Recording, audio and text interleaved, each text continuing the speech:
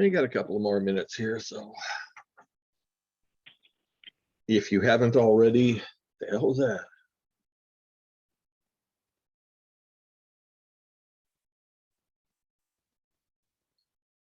Sound like something fell. So somebody comes around the corner and assaults me and kills me. Please call 911, right?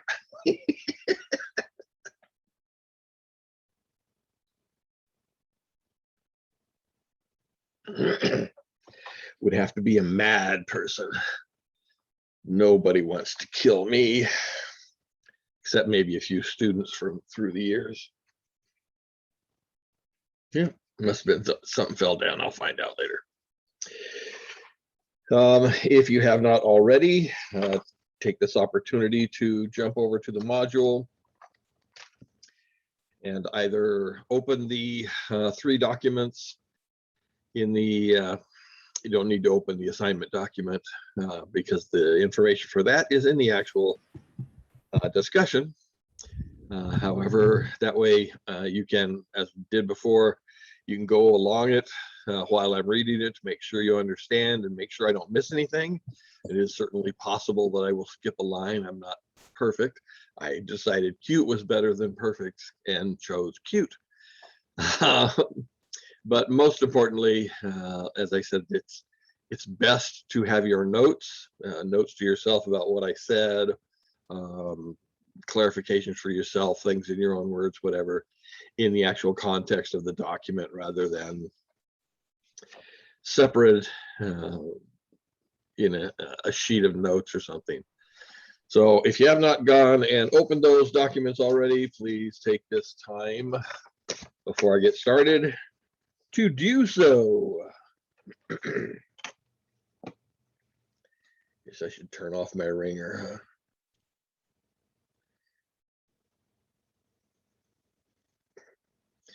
Can't imagine anybody calling me at this time of the morning, but I guess it's possible.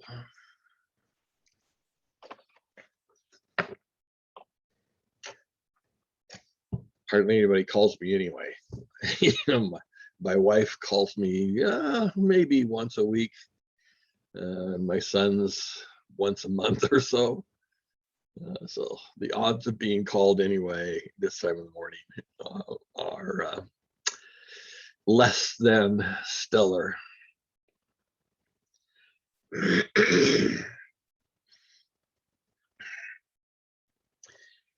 Okay, we're going to be starting with the informative speech this week. If you looked at the syllabus, which you should be doing fairly regularly, I hope you noticed that this is a significant step up from our first 2 assignments. The first 2 assignments are designed to learn how to do what we're doing, to make sure you know how to make the links, to make sure that you can put the links where I have access, start to learn the rules of a full sentence outline, and you know, get you started with your exposures to delivery. That's one of the reasons why they are so focused on self-disclosure, that we don't have to do a whole lot of academic work with them while you're doing it. But this speech, we get into the actual purpose of the course. I know we talked about it early on in the course, but you know, by this time it's gone past your brain. That we certainly are working on communication apprehension, and most students think that's why we're here, but that's not why we're here. Why we're here starts today.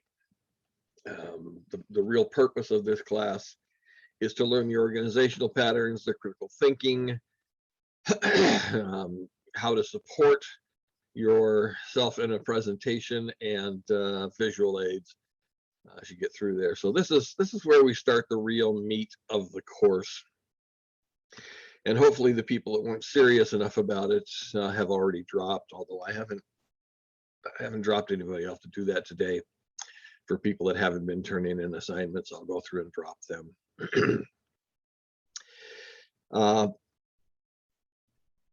But the reason for all of that is to make sure that you understand that I'm very, very serious. If you check the syllabus, you see that you have 2 weeks to get your topic approved and your first complete rough draft put together. That's not because I'm being a nice guy, okay? That means I believe it's going to take you 2 weeks worth of work, working 2 hours, 3 hours, well, an hour at least every night and some on the weekend. It's going to take you that long to do it. If you, and I'm still grading stuff where people have waited till Saturday or Sunday to start working on their stuff, and then they turn in their rough draft and they're getting really crappy grades, okay? Things are missed that are blatant in the assignment sheets, which means that tells me that they read the assignment sheet one time and then tried to remember it. And quite frankly, you can't do that. It doesn't work. You have to use the assignment sheets and the rubrics, the examples that I give you while you're looking over, first of all, while you're doing your assignment, to make sure that you have everything in there. But then especially when you go, after you finish your first draft, when you sit and start to proofread and edit your assignment, you don't just try to remember everything. It doesn't work. But actually use the sheet, read what it says on the sheet, and then look to your assignment. Do I have that? If it says general purpose here, you have to put general purpose in the outline. I mean, it's blatant in the assignment that the general purpose must be included. And then in the example, it actually shows you where the general purpose goes. And I got many outlines that had no general purpose on it. I mean, that's a very simple thing that was put blatantly in more than one position. Plus, I said it while I was doing the lecture, and people just forgot to do it because they're not looking back to the assignment. They're trying to rely on their memory. If you have opened the documents at this point and looked at the outline example, which is also an information sheet for you, and it's what we'll be basing the lecture on, most of the lecture on today, you'll see that there is way too much. Okay, if you think you can remember all of that from reading at one time, I can guarantee you that you are mistaken. And I know, yeah, I've been doing assignments for like 8 years now, Dave. Okay, I've been teaching this class for more than 25 years. And it's not just one person 25 years. It's up to 300 students every semester for 25 years. Trust me. Okay, you must use the assignment sheets and the rubrics or the information examples while you're doing your assignment. You cannot just remember it.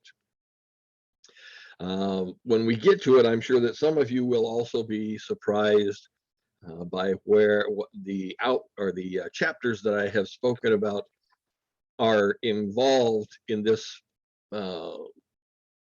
this assignment. And there are, I forget what it is, 4 or 5 different ones that you need information from. If you haven't been reading, and I discovered that several of you haven't even been reading the textbook, I don't know how you thought you were going to get the information necessary to have a successful semester, but you have to be reading the textbook. The midterm is in what, 2 weeks, 3 weeks, something like that, and you have to be through chapter 10 by then. So if you haven't been reading, I don't know what else to tell you. I know I have recommended to you, and it looks like many of you did not listen to me. You must spend a little bit of time every day for this class. You know, whether reading the textbook or researching for your assignment, or writing your drafts or rewriting your drafts or practicing your presentation or recording your presentation. You know, with one of those things, you should be doing something every day for this class. Waiting to try to do it on the weekend is not effective. This is not a normal class. This is not like your English class. It's not like your math class, where all you have to do is finish the problems and then you're done. Okay, this is cumulative learning. What you learn early is the basis to understand what you learn the next time, and what you learn that time is the basis on what you learn for the next time. These are not individual concepts to be memorized. There is a certain amount of memorization, of course, but that's not what this is. This is a rhetoric, a thinking, and a presentation or a skills class. So I'm done yelling at you. I just this one is significantly more work than you did before. If you try to wait till the weekend on this one, you are going to suck at it, and it's going to make your weekend horrible, because what you thought you were going to get done in a couple of hours is going to take you 6 hours or 8 hours to get it all done. And I don't imagine you have that time blocked out on the weekend. Spend an hour or two every day for this class doing one of the things that I talked about there. Or especially from now on, your assignments are going to get worse, and or your life is going to suck as you try to catch up here. Okay. Anyway, that certainly gave plenty of time for people to show up, and well, we're back up to about the same numbers we had before. So it looks like you're the actual students that are going to stay in the class at this point. So we're going to start working on the assignment. Maybe I should stop in here because I yelled at you for a while. Anybody have any questions for me, except for about the last assignment? If you wish to ask questions about the last assignment, hang out afterwards, because at that point, most of you are going to be asking questions about your specific outline, and the rest of the class doesn't care about that. Okay. So hang around afterwards if you still have questions about the last assignment. Well, the last two now, since we got two of them under our belts here. And but beyond that, do you have anything that came to mind while I was yelling at you, figuratively at least, or about anything else for that matter?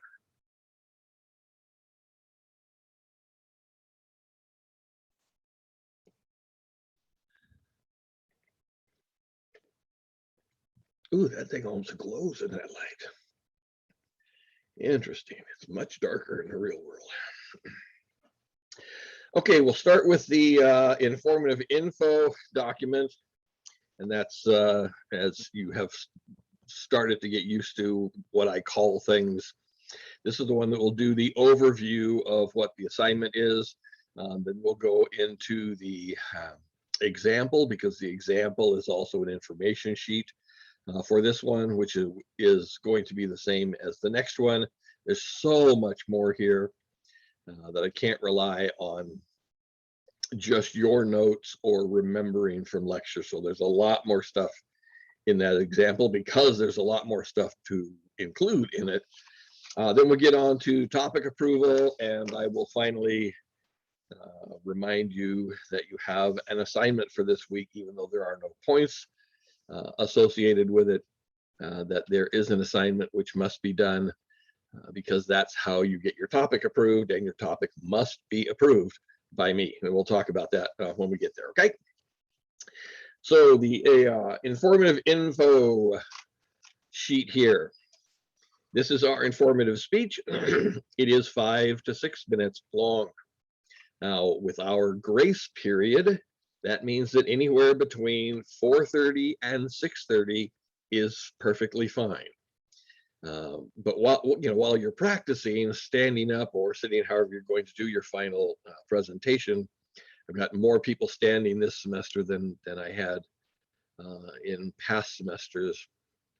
Oh, you know that because I put up the links, so you can go and watch what other people are doing. I haven't seen in the lesson speech some of the standers may have given up, but you can see what other people are doing. So anyway, when you're practicing, you should be practicing to be finishing right about 5.5 minutes. That gives you a full 2 minutes worth of grace period from 4:30 to 6:30. That's 2 minutes of grace for a 5 to 6 minute speech. That's still a significant percentage for you to speed up or slow down based on first of all, the nature of extemporaneous delivery, but also remembering that adrenaline, when you start recording things, understand some of you're going to speed up, some of you're going to slow down. That's just the nature of polychronism and adrenaline. Okay, so it's 5 to 6 minutes speech. Anywhere from 4.5 to 6.5 will be fine. Practice to finish at 5.5 minutes. This is a research-based speech. That means you have to have sources. Bibliography must include 4 sources, and 3 of your sources must be cited in your speech. Bibliographic inclusion is not citation. I have talked to several students about this when we're just talking, that somehow in the K-12 system, your English teachers gave you the idea, or you just developed, I don't know, because I'm not in the classes. Have I mentioned I hated your English teachers? Okay. Anyway, there is a significant difference between the bibliography and citation. The bibliography is the list at the end of the outline, the list at the end of the paper. That's the bibliography, the works consulted, the works cited, the reference list. Sources, depending upon what your writing style book that you're using is. Those are all the different words that are used to label the section, but it's the list of the sources that you used in your presentation. Citation means actually mentioning the source in the presentation. Either in the actual paper, you put the citation in, according to whatever.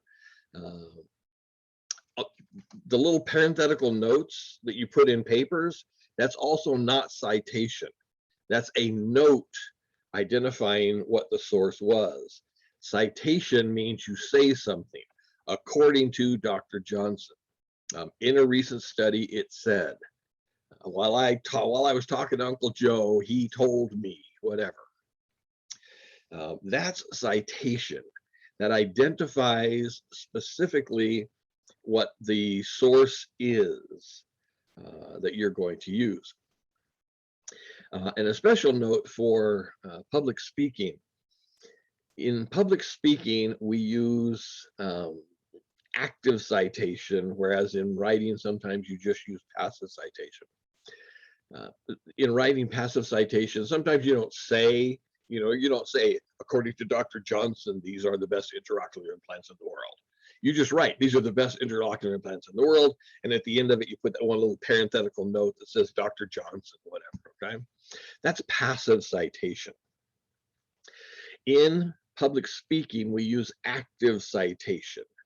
That means we identify the source before we present the information. We say, according to Dr. Johnson, these are the best intraocular implants in the world, okay? The reason for that is your audience is constantly judging you. They're constantly looking and deciding how credible you are, how trustworthy you are, whether they should be listening to you right now or not. Because listening takes work. If some of you haven't figured that out here, especially in a 7:05 a.m. class, that sitting and listening to me and trying to remember what the fuck I said is hard work. It takes a lot of, your brain is burning a lot of glycogen to do this. This is not a passive activity. Listening, especially active or critical listening, and you should know the differences between those from reading the chapter on listening. Especially active or critical listening, that takes effort to work into it, okay? So they're constantly judging whether they should continue to listen to you or not because they want to stop. The human brain is an amazingly lazy organ. It doesn't want to do anything it doesn't have to do to survive. And so it wants to stop listening to you. It wants to stop. You all want to stop listening to me. It's one of the reasons why you have to force yourself, sit up, make sure you're in a position where you can keep listening, as opposed to laying back on the couch, or some of you might even still be in bed right now, whatever. That it takes work, and you have to be set up to do that kind of work. So the brain wants to stop listening. So it's constantly looking for justification to stop doing it, because your conscious mind knows you should be listening to me. You took this class, you paid money for this class, and you know that I'm going to tell you how to get a good grade. So consciously, you want to listen to me, but your subconscious mind is constantly looking for more entertainment somewhere else, or more enjoyable stuff, or just to shut down for a little while. It would be so nice if I could just drink my coffee or my hot cocoa or whatever and stop listening to that guy on my screen, okay? So when they're listening to you doing these judgments, if they hear you say something that they don't believe you should know, okay, especially something like whether intraocular implants are good, or especially the best in the world, they immediately judge that you are either lying to them or you're stealing somebody else's information. You're a thief. You're plagiarizing. And if they can get that judgment, the brain can go, oh, well, I'm not going to listen to that guy anymore. And so it shuts down, it stops working. So rather than letting that happen and at the end go, oh, that was according to Dr. Johnson, by the way. They've already made the judgment before then. They already started shutting down at that point. It's very difficult to get them back once they shut down. So we use active citation. According to Dr. Johnson, these are the best intraocular implants in the world. So that's citation. Your book is very specific about citation, and I'm going to warn you a little bit and change your perception, hopefully, of citation at this point. Steve, as you know from our earlier discussions, is a person who went through school straight, K-12 into college into bachelor's into postgraduate along the way, and then went right into teaching. So he has spent his entire life in academia, in the ivory tower, if you will, as opposed to me, who was kicked out of high school and had to grow up a little bit before I came back. So I had already been out in the world doing national training with the Cub Scout organization, the Boy Scout organization, regional training with the Boy Scout organization. I've been running businesses already, so I have a very different focus on the world. So Steve says very specifically that when you do a citation, you say the author's name, then you talk about the qualifications of the author, then you cite the source, the information for the source, the newspaper, magazine, whatever at that point. That is the way it is cited in academic presentations, and especially in competitive debate and public speaking. In forensics, competitive speech and debate, that's the way citations are done. You have to give all that information every time when you cite a source. Well, then you can you do it one time fully, and then you can refer to it if you do it again. However, in the real world, citation works a little bit different than that. In the real world, You cite in such a way to borrow the credibility that you want from the author. You don't say everything, or you don't have to say everything about the author or about the source. You decide what you want us to know about the source.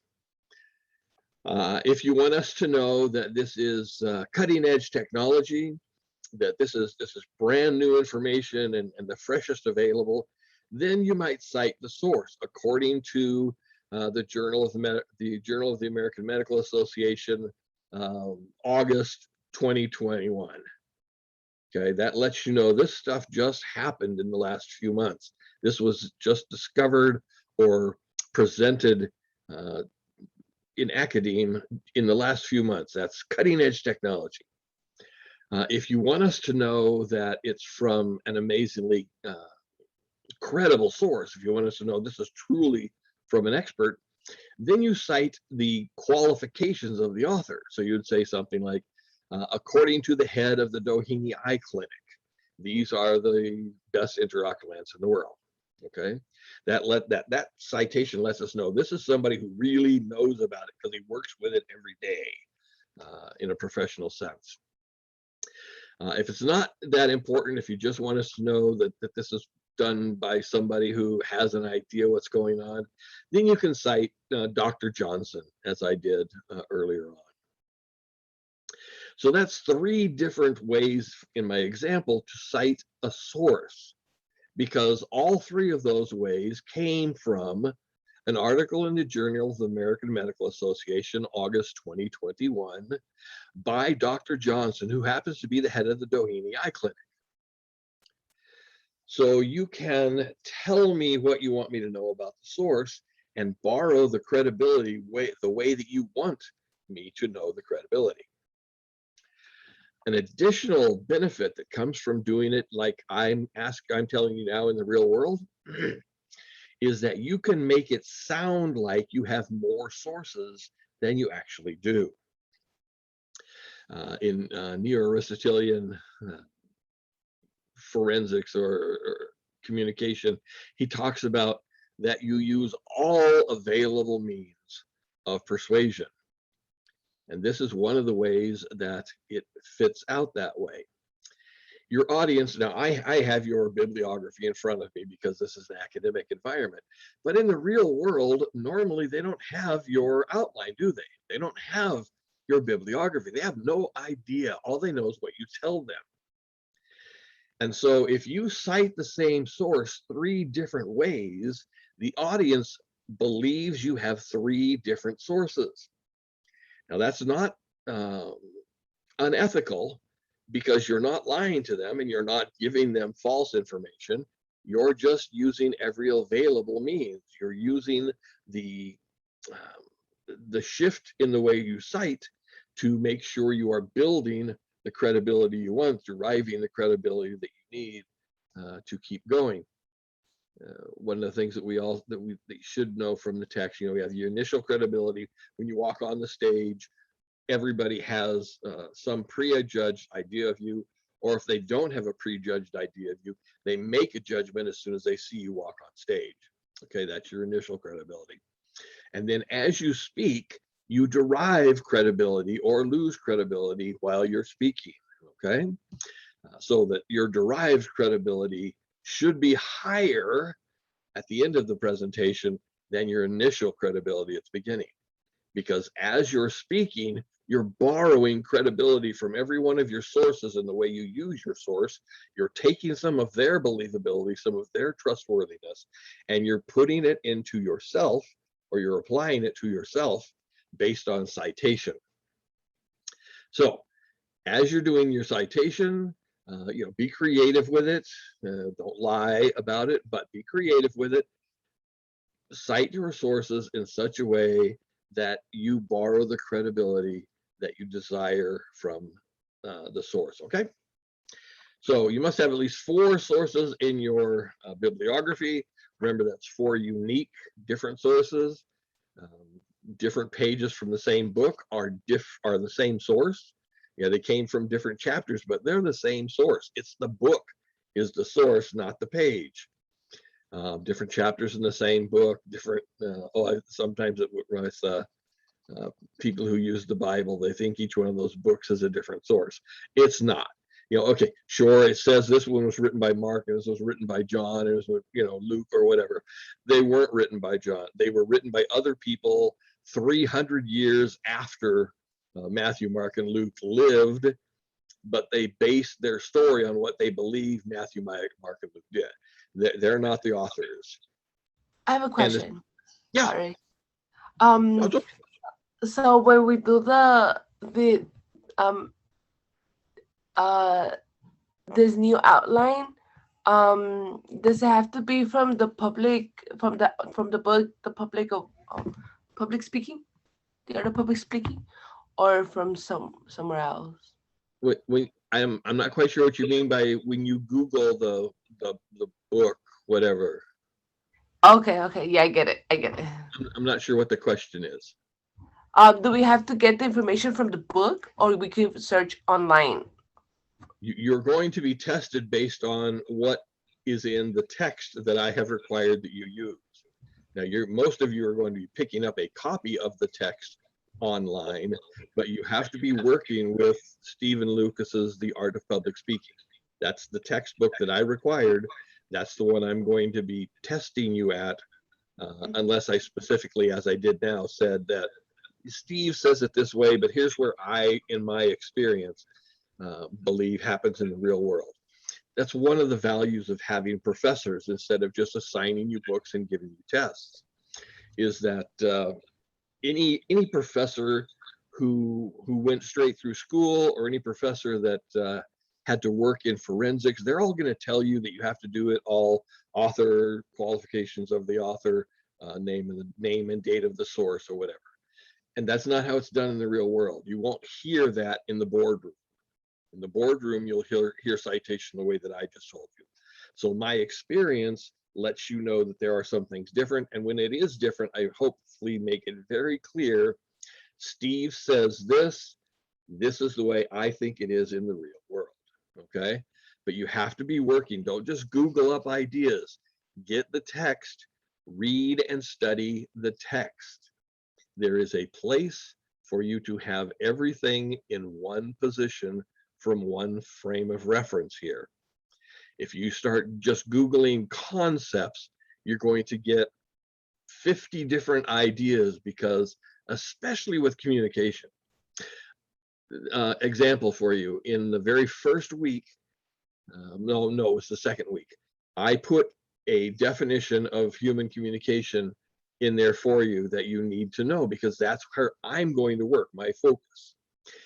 The last meta study of communication, meta study means people who study studies. The last meta study about human communication definition identified clearly 300 different, or different enough to be identified as different, definitions for human communication. This, communication rhetoric is an art as opposed to a science. One of the reasons for that is that all the information in an art is focused through humanity. It's focused through a human brain, focused through society's thought processes, etc. So how many different ways are there to say water in science? You can call it water, or you can call it H2O. I guess if it's frozen, you can call it you call it ice or whatever. But there's very different ways, and it's very specific. But when you're dealing with things in humanities, how many different ways are there to express something like freedom or liberty? There's not just two or three ways to do that. Each one of you has a significantly different picture in your mind when I say, what does liberty mean to you? Every one of you has a slightly different, or very different, idea about that concept, okay? So focus your studies based on Steve Lucas's text and my lectures, because that's the way you're going to be tested in here. Now, if you stick around in rhetoric, or you stick around in any other, especially humanities, Then you want to start looking at other sources. You want to start looking at communication from the sociological viewpoint, from the anthropological viewpoint, from the rhetorical viewpoint, from the social science viewpoint. So you want to look at it from many, many different directions.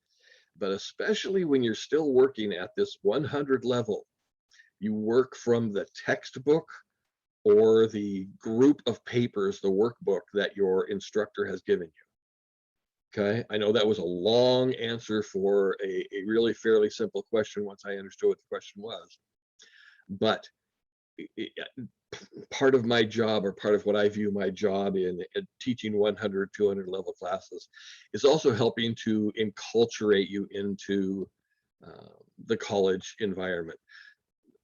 Your K-12 teachers did not prepare you for what's happening in college here.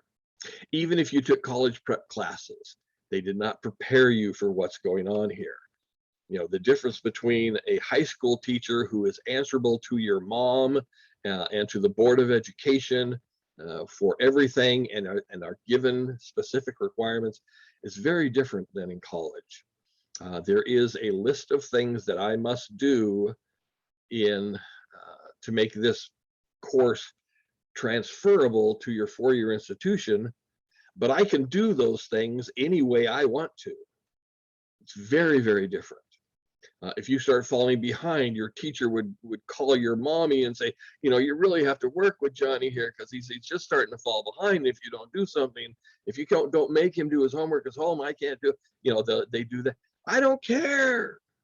Matter of fact, if your mom calls me, I have to tell her I can't talk to her about that because you're adults and your academic record is privileged information, is protected information. I can't even let your others, you can let your other students know, or your peers, what they did, but I can't let your peers know what you did, except for the public presentations. If we were in a normal class, you would have been doing these speeches in front of everybody. That's part of the class. That's why it's okay for me to share your speeches, put the links up for everybody, because that would have been done in class anyway. But I can't tell anybody else what grade you got on that. I can't tell anybody else what you did well and did poorly in that. That's privileged information. So part of my job is to help you learn how to be a college student.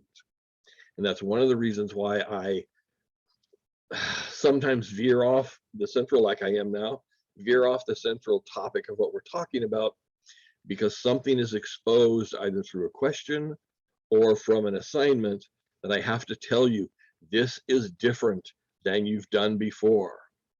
If you try to act like a high school student in college, you will fail, because college and high school are very different. You know, this is not high school where you get to choose which classes. This is not a high school where you get to just come and go as you want. This is college. It's a very different mindset. K-12 is designed to make you a happy, merry worker. Teach you to do the basic reading, writing, arithmetic you need to survive. But beyond that is to teach you to do what you're told, when you're told, for as long as you're told, without causing any problem, so that when you leave, you can get a job. You can have somebody tell you what to do, give you the job, tell you how to do the job, and just make sure you do it. College is designed to make you the boss, to make you the person that decides what needs to be done, to make you the person that tells other people what to do. It's a very, very different environment. So work with the textbook that I've identified and required, and the lectures that I give here, and the handouts. The documents that are available to you, they're not actually handouts anymore, are they? As we go through. Okay, so when we use the textbook, do we cite the textbook in our outline? If you use the textbook as a source, then you would. Okay. But if you're just using it for general knowledge or requirements, then you don't. Okay.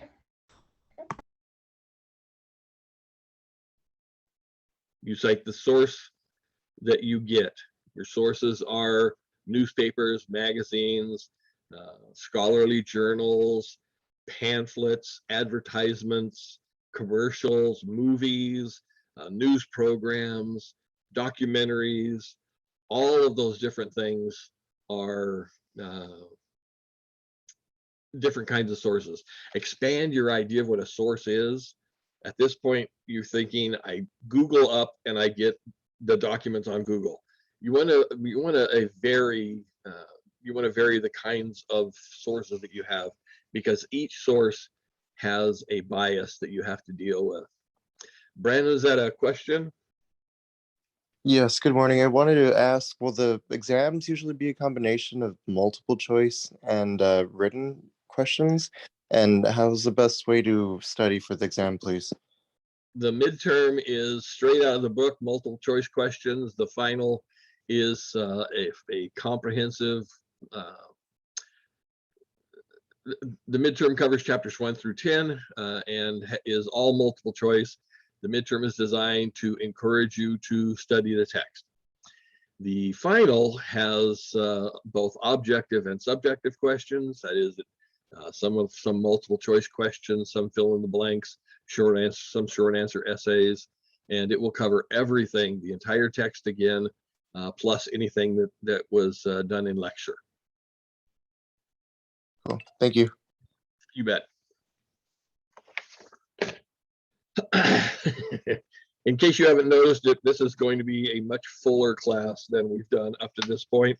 I am planning on, when I get to the bottom of this sheet, I'll give you a quick 5 minutes to stand up and, rub your butt or refill your coffee or whatever.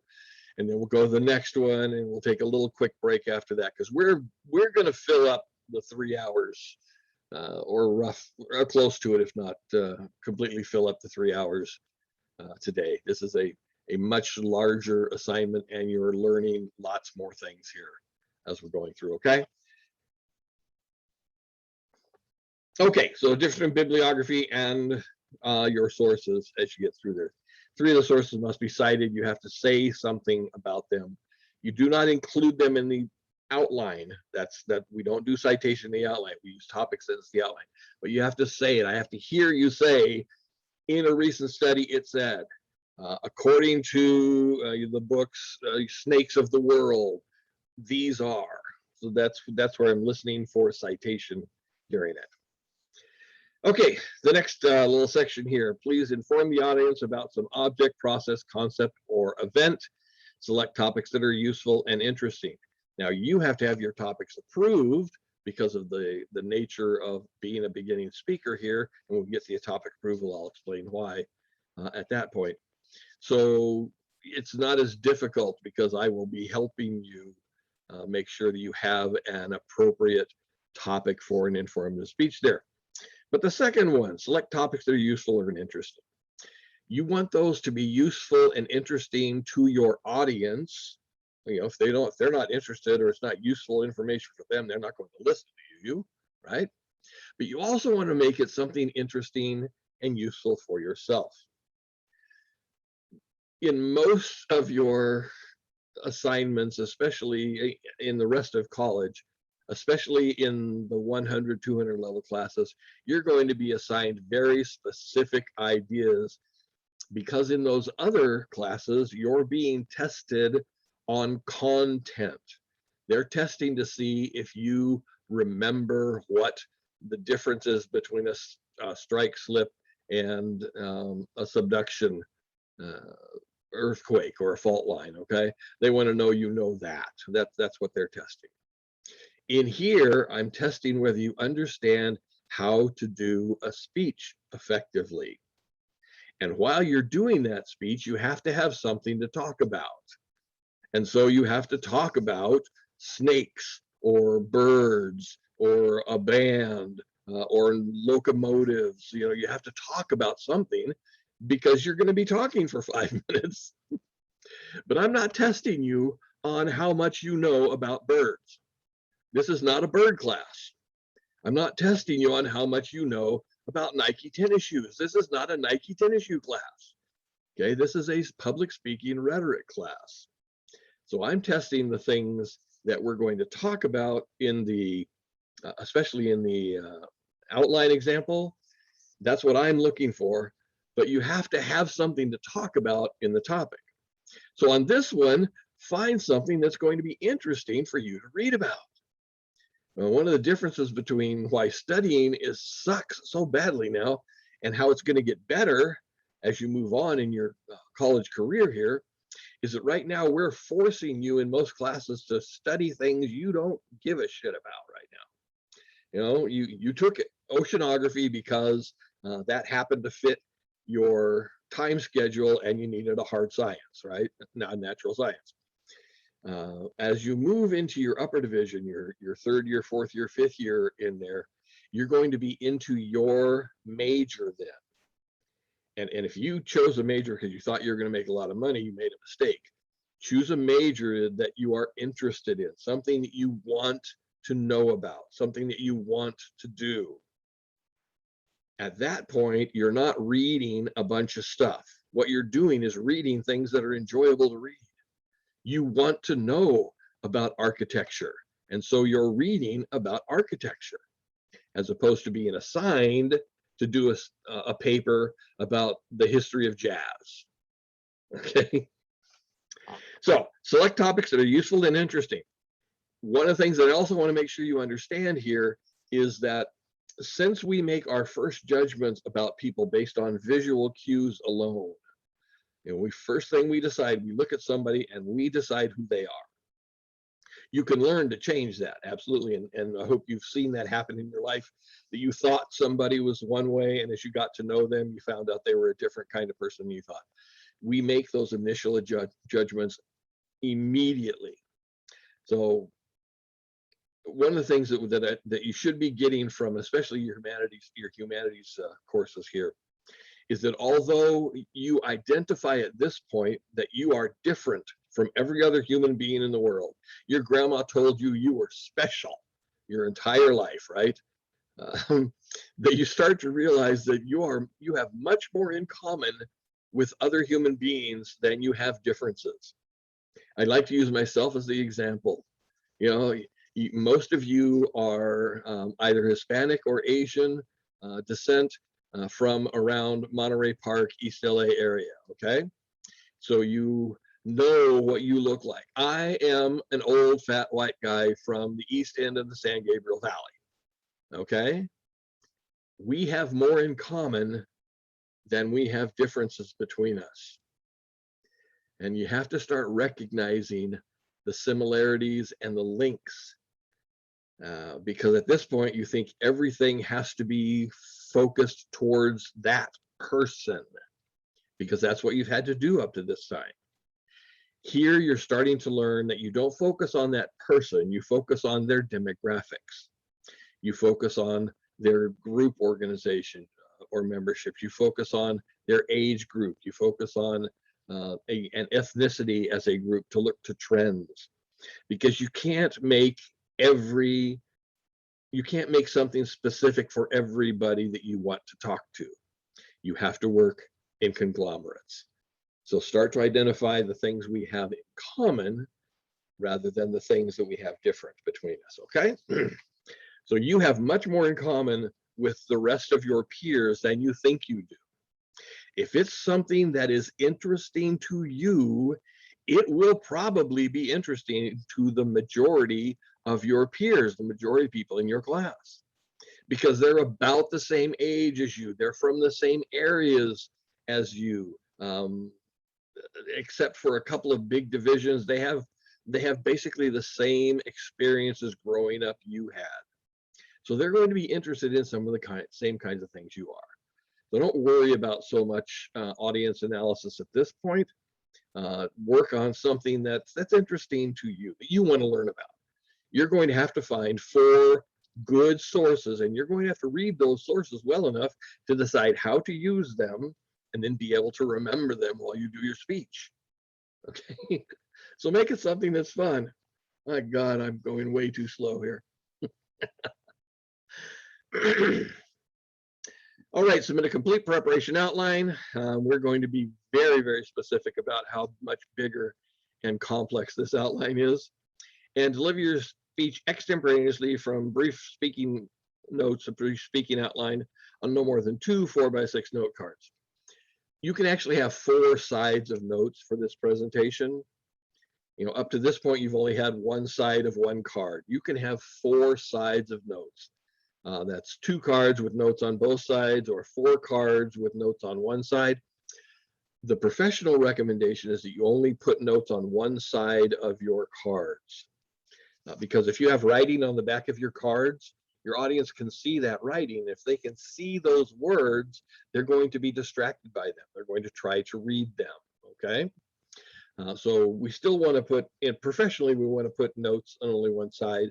But as far as this level of presentation, I don't care about that. If you want to put it on both sides, that's fine.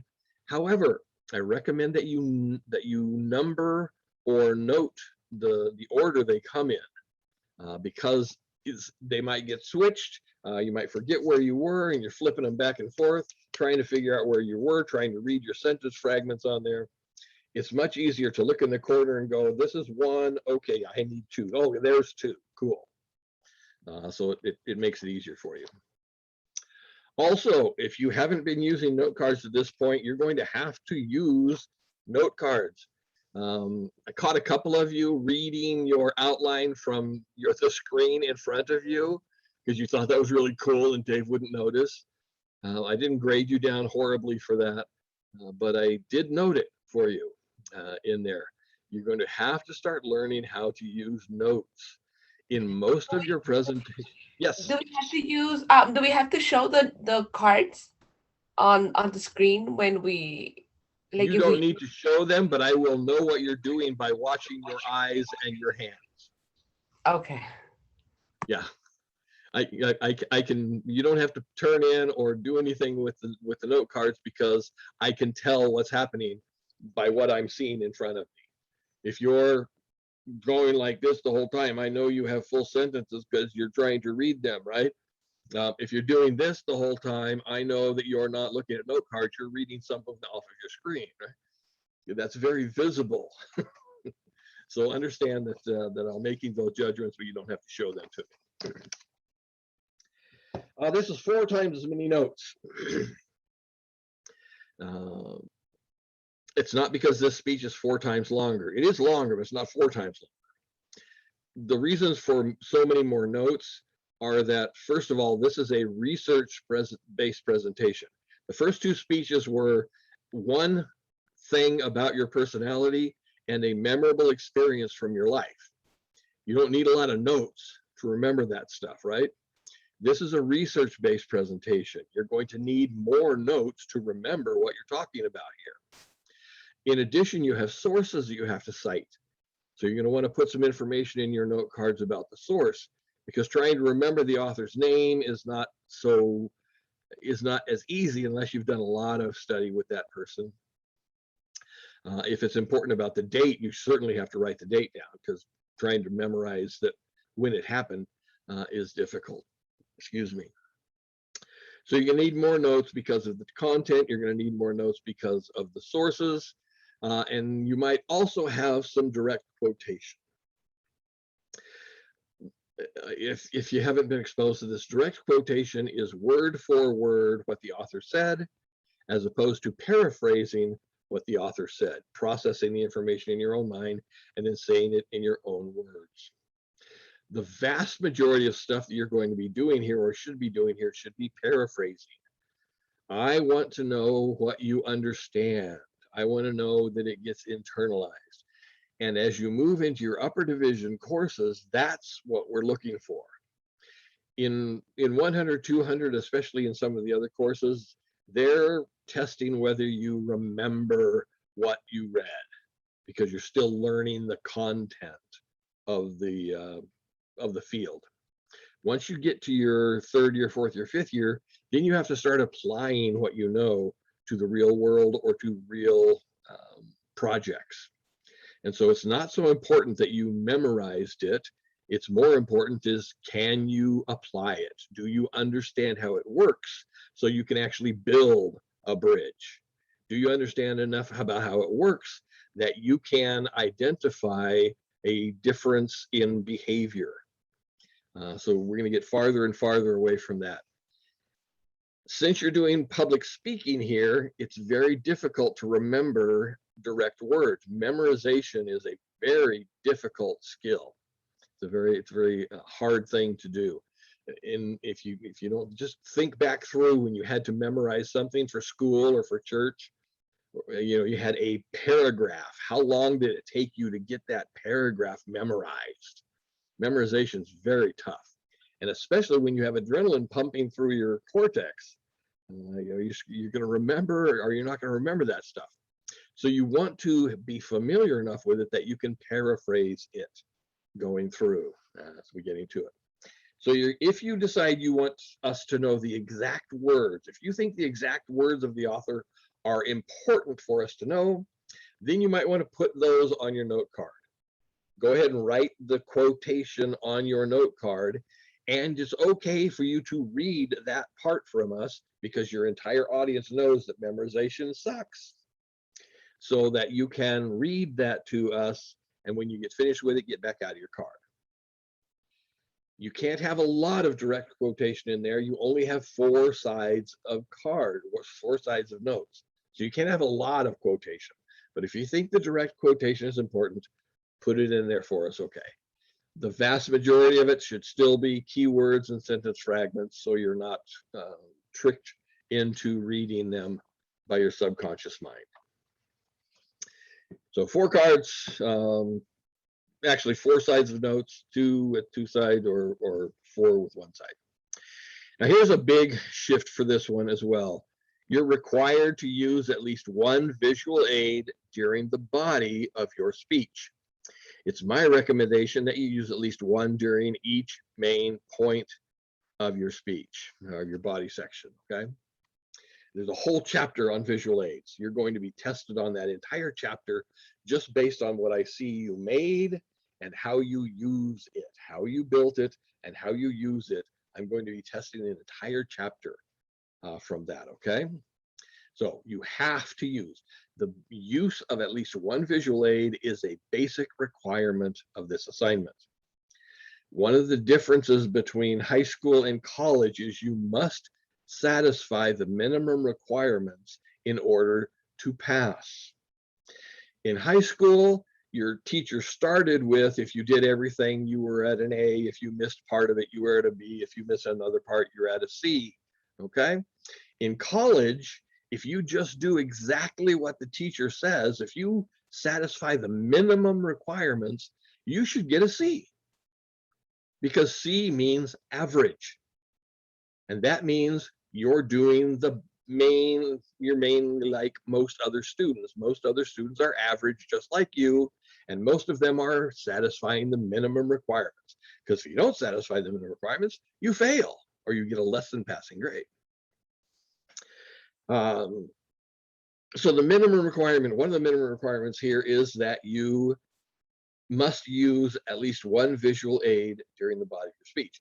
And you must use that. Just sticking a picture up on the wall behind you is not using a visual aid. Okay, you must refer to it in some way. You have to bring it out, because visual aids are only exposed while you're actually referring to them. You have to bring it out in some way. You have to use it to make me understand something, and then you have to put it away again. It doesn't stay up there for the whole main point. It's only exposed while you're actually referring to it. That should be a clue to you if you use one for each main point, like I recommend that you do, that you have more than 1 visual aid. In high school, I know they sometimes made you do these projects where you put up this cardboard thing and it had everything on there that you wanted to tell, like a science project, okay?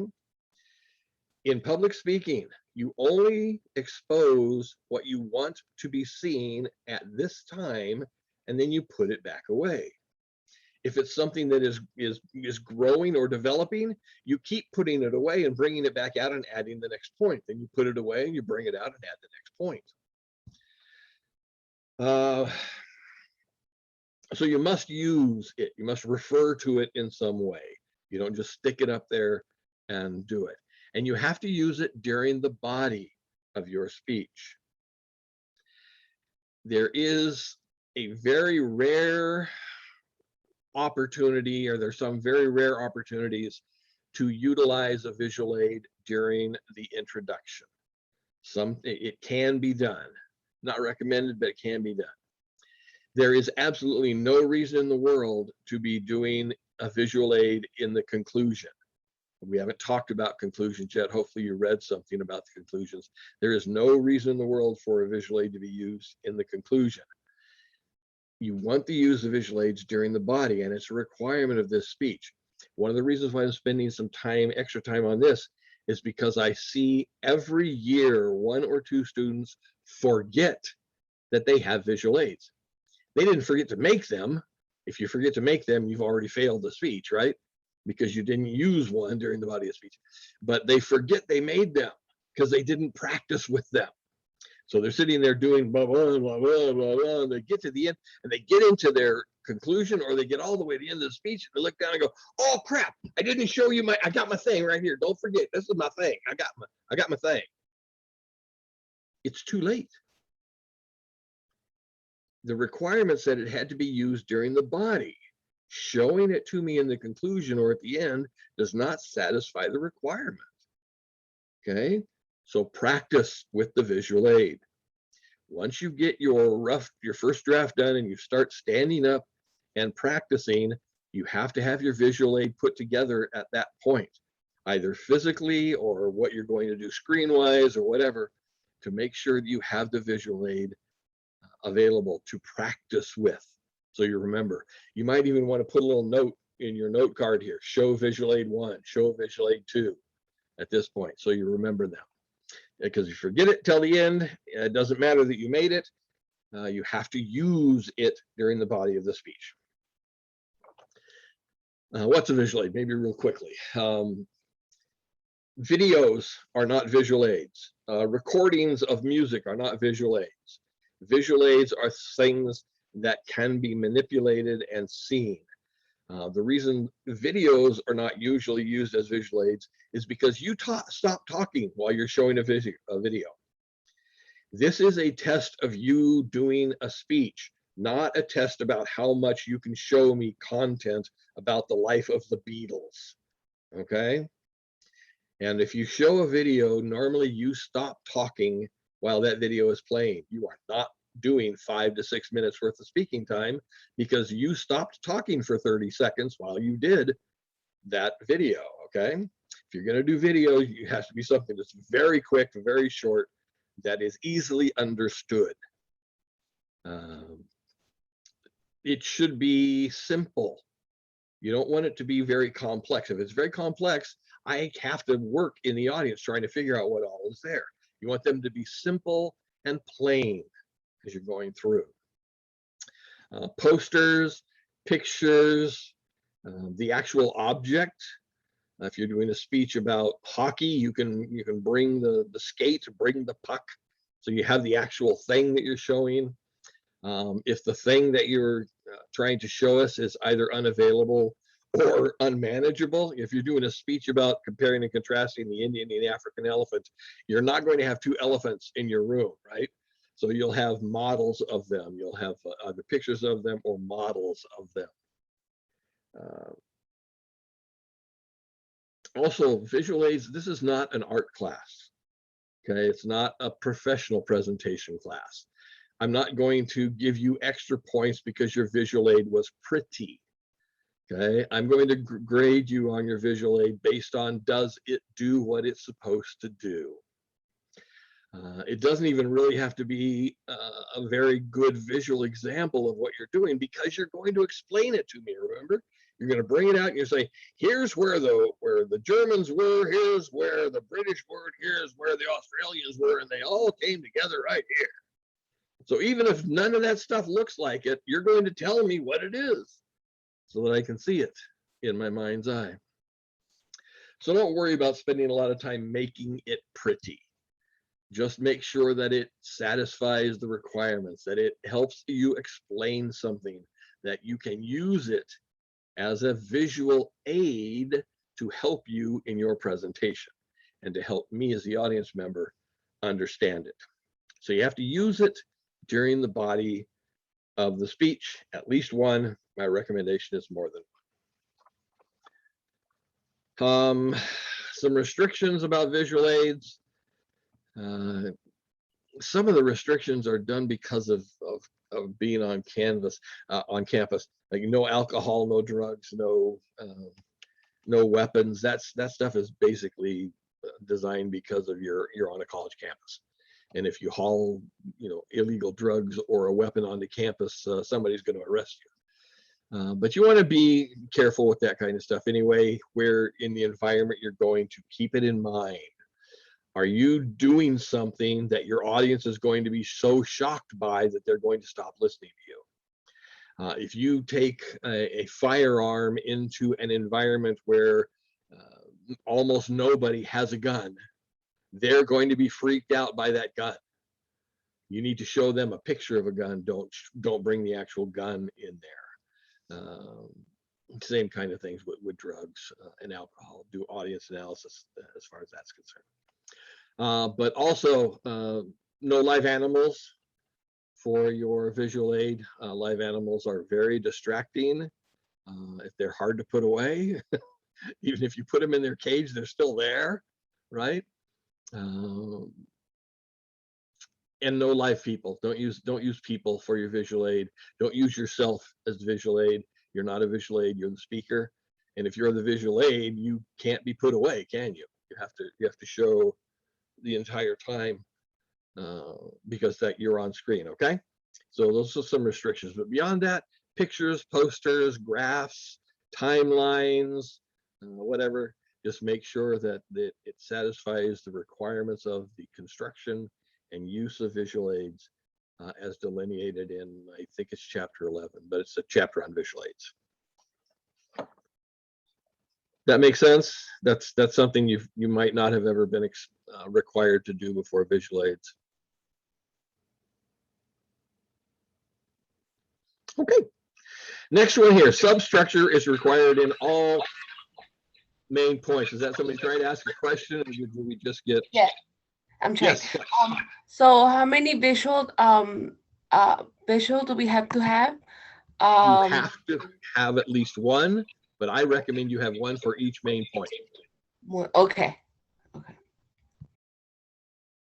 Okay, good deal. All right, substructure is required in all main points. In our last one here in the lesson speech, once again, I had so many people that had substructure in all main points, even though it said right in the assignment sheet, you cannot have substructure in all main points. Still did it in there, and they lost a lot of points because of that, or they're going to lose a lot of points when I grade tomorrow because of that. I'm judging based on rough drafts that I got. It was obvious that they weren't using the assignment sheet. We'll see what happens. Anyway, in informative speaking, what we're looking for is what we call a well-balanced presentation. And a well-balanced presentation doesn't mean you show different viewpoints, okay? It's not, pro and con.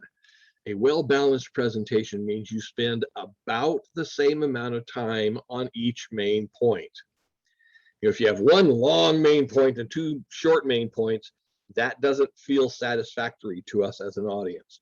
We think you should have made this point even longer, or you should have learned more about those other 2 points. You start to judge you based on that part. So in this one, you should have substructure. You must have substructure in all main points.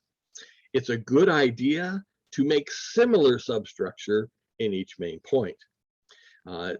If you can make it all the way to what's called parallel reasoning, where you have similar subpoints in the substructure and the similar amount of substructure, then it becomes really easy to remember both your presentation and for your audience.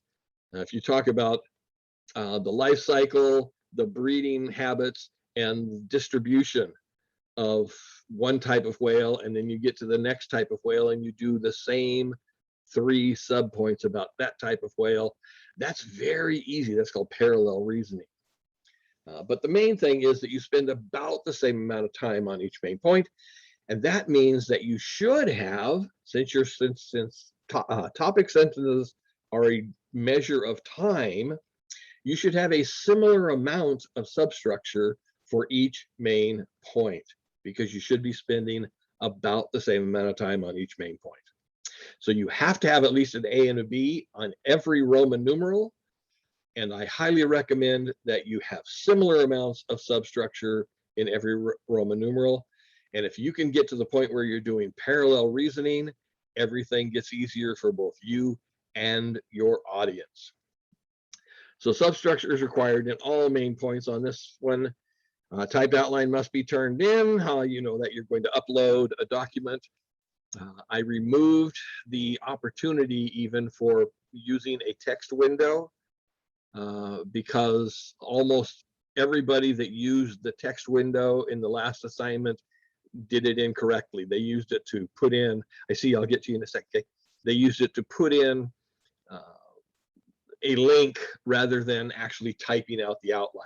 The concept of using a text window is to actually write the outline in the text window rather than uploading a document. In this one, I'm going to require you to upload a document. Yeah, Kimberly.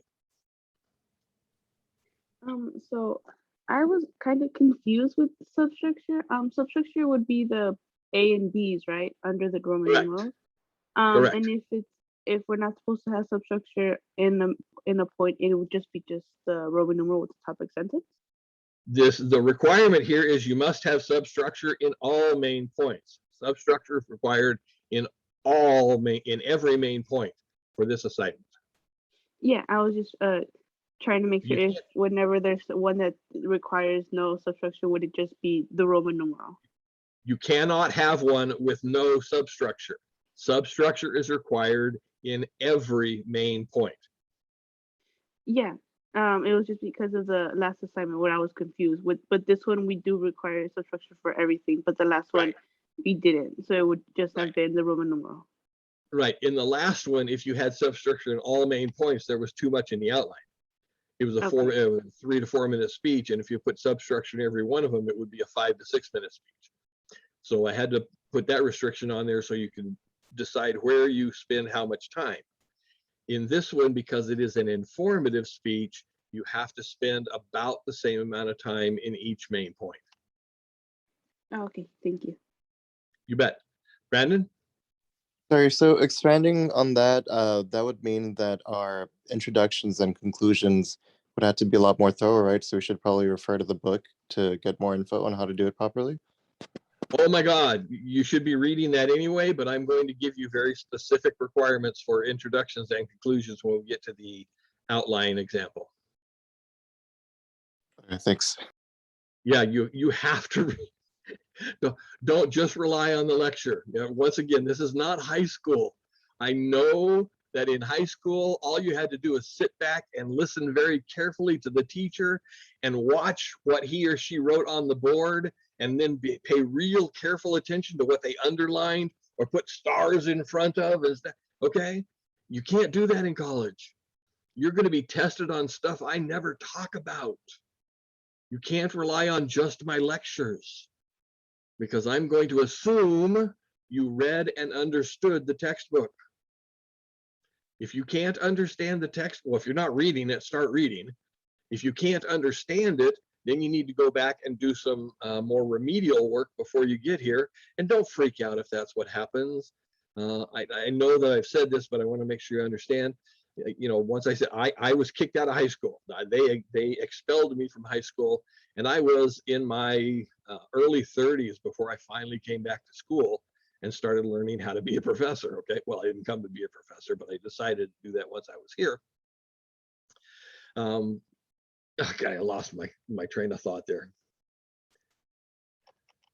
Oh, read the textbook. You have to read the textbook because I'm going to assume that you do. If you don't understand the textbook, if you're not reading it, that's a different thing. You need to get in reading and studying. But if you're not understanding it, you have to go back and do some remedial reading work. You have to go back and take a class about reading and low-level critical thinking. I know, oh my God, I have to take a dumb class. No, you have to figure out the skills so that you can work in here, because especially as you start getting towards your upper divisions, your professors don't give a crap about you. Okay, if you can't hang, they go without you.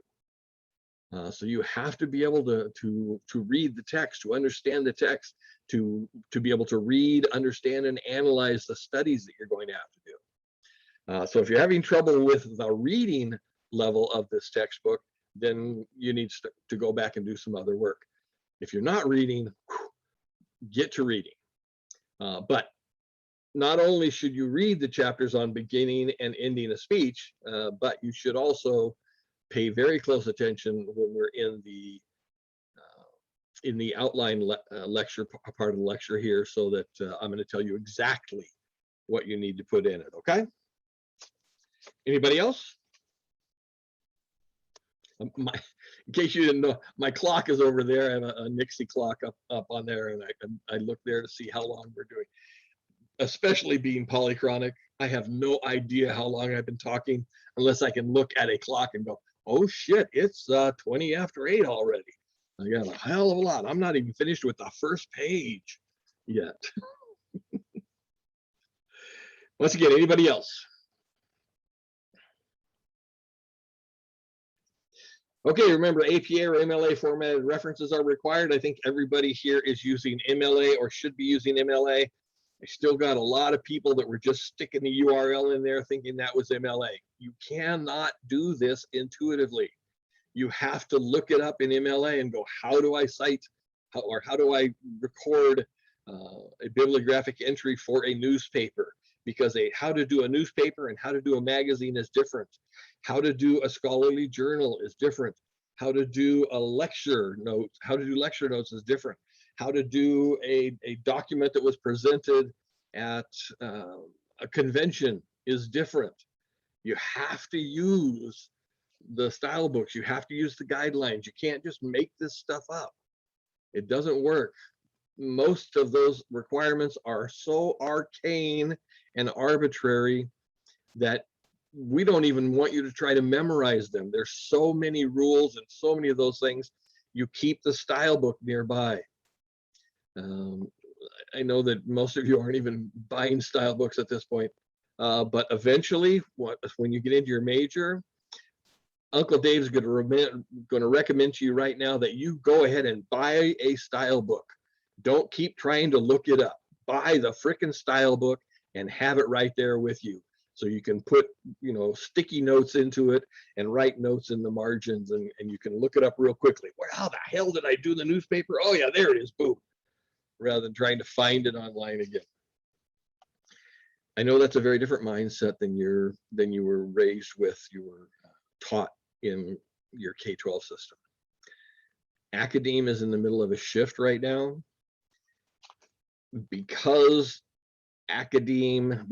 colleges were designed, college courses and curriculum were designed before the internet existed. Our focus is not on, when you go to your chemistry class, you have to actually learn what the components are. You have to learn I can't think of it because chemistry, I chose a bad example for myself. The formulas, I couldn't remember the name for that. You have to actually memorize that stuff because you need to know it, or your teacher will allow you to have a sheet of notes that you can put it on a sheet of notes and have it there. In your life, you have learned that you don't need to know that shit because you can jump on the internet anytime you want and find it. Unfortunately, that takes a significant shift in time, a significant amount of time, as opposed to knowing it so you can just remember what the formula is rather than trying to look the formula up. So you're gonna have a shift there. We'll see what happens with Academe, whether we adapt to you or whether we require you to adapt to us. Is that a question? Nope, somebody just hit their space bar. Okay, topics must be approved no later than Wednesday, October 6th. Your assignment during this week, as we get to it, is you're going to get your topic approved. Once again, I I so highly recommend to you, you get on this stuff immediately. I have planned 2 weeks for this because it's going to take you 2 weeks. If you wait till next Wednesday to get your topic approved, you wasted an entire week when you could have been working on your outline. Because in 2 weeks, you have to have a complete outline with a full bibliography.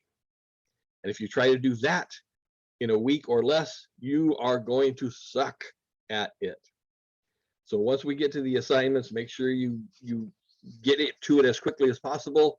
But I have a deadline on it, which I would have to work with because of our class meeting days of October 6th. I can't require you to talk to me before that ethically, but I highly recommend that you get on it immediately. That once we finish this class, you start thinking about topics, you start posting those topics to the discussion group, and you wait and you look for my approval. And as soon as you have my approval, you start doing research. You start looking for your main points. You start deciding what your organizational pattern is going to be, all that stuff. Anyway, but it has to be approved no later than October 6th. And there's a reminder there about when your first complete draft is due. Whew. Any questions about the assignment? The general requirements of the assignment. So let's say we give you our topic or whatever we're going to talk about, and and you decide, let's say you take forever, like until October 6th. I'm not going to take till October 6th. I'm going to be checking my email at least twice a day. Okay. Not my email. I'm going to be checking that discussion. I have notifications set up when somebody posts something in the discussion. It puts a note for me to remind me that there's something there to talk about. Okay. So I have something in mind right now. You think I could just privately send you a chat? No, All right. because nobody else cares at this point. Okay. What do you mean? Do it after class. If you want to hang out after I release everybody and talk to me, that's cool. But right now it would completely sidetrack what we're doing without a group to dovetail back in. If you want to make a quick note for yourself on a piece of paper so you remember what you were thinking about right now, that's cool. Okay. But we're not going to talk about it right now, okay? Okay. Anybody else? Okay, that's the end of the first section here.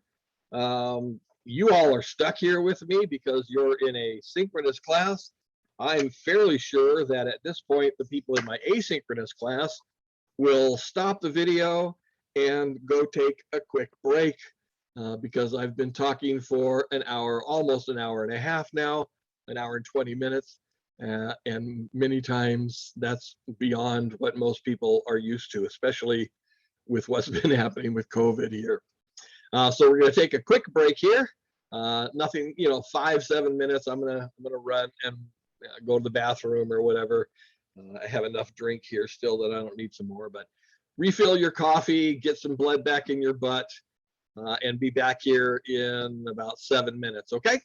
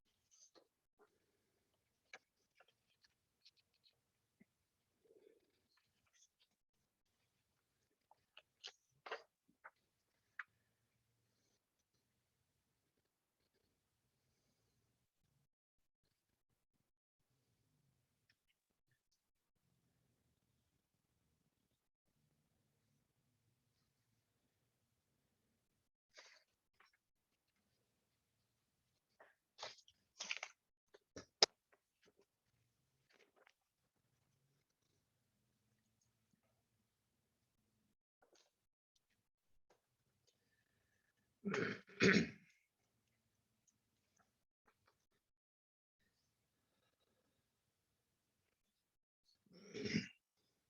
gonna have to check the recording here. It's coming back because I'm old and fat. And I breathe heavy when I move around and sit. I'll see if my breath is coming across in this. I'm seriously considering when I put this back together for the asynchronous class that I'm actually going to break this lecture into 3 different parts rather than doing what we're doing right now, taking a quick break. I assume that the asynchronous people would just be stopping the video and taking a break in between. I should probably warn them about it because otherwise they'll take a break before, they might take a break before I'm ready for them. I'll do that. Isn't that wonderful? I talk to myself and you have to listen to it. I have a question. As the assignments, as you keep giving those assignments, the timing for the videos are gonna get longer. Oh yeah, but that was right in the syllabus. The first time you looked at the syllabus, it told you the first one was 2 minutes, the second was 3 to 4, this one's 5 to 6, the next one's 5 to 7, or 6 to 7. Okay. They get longer, they get more complex, they have more requirements. Every speech gets harder and harder and harder. Like I said, you're learning things in the first speech that you have to keep in mind when you start doing the second speech, and you have to remember everything you learned in the first and the second when you come to the third, and you have to keep all the things that you learned up to that point when you finally get to the fourth. It's just like life. It keeps going faster and harder and faster and harder and faster and harder and faster and harder until you die.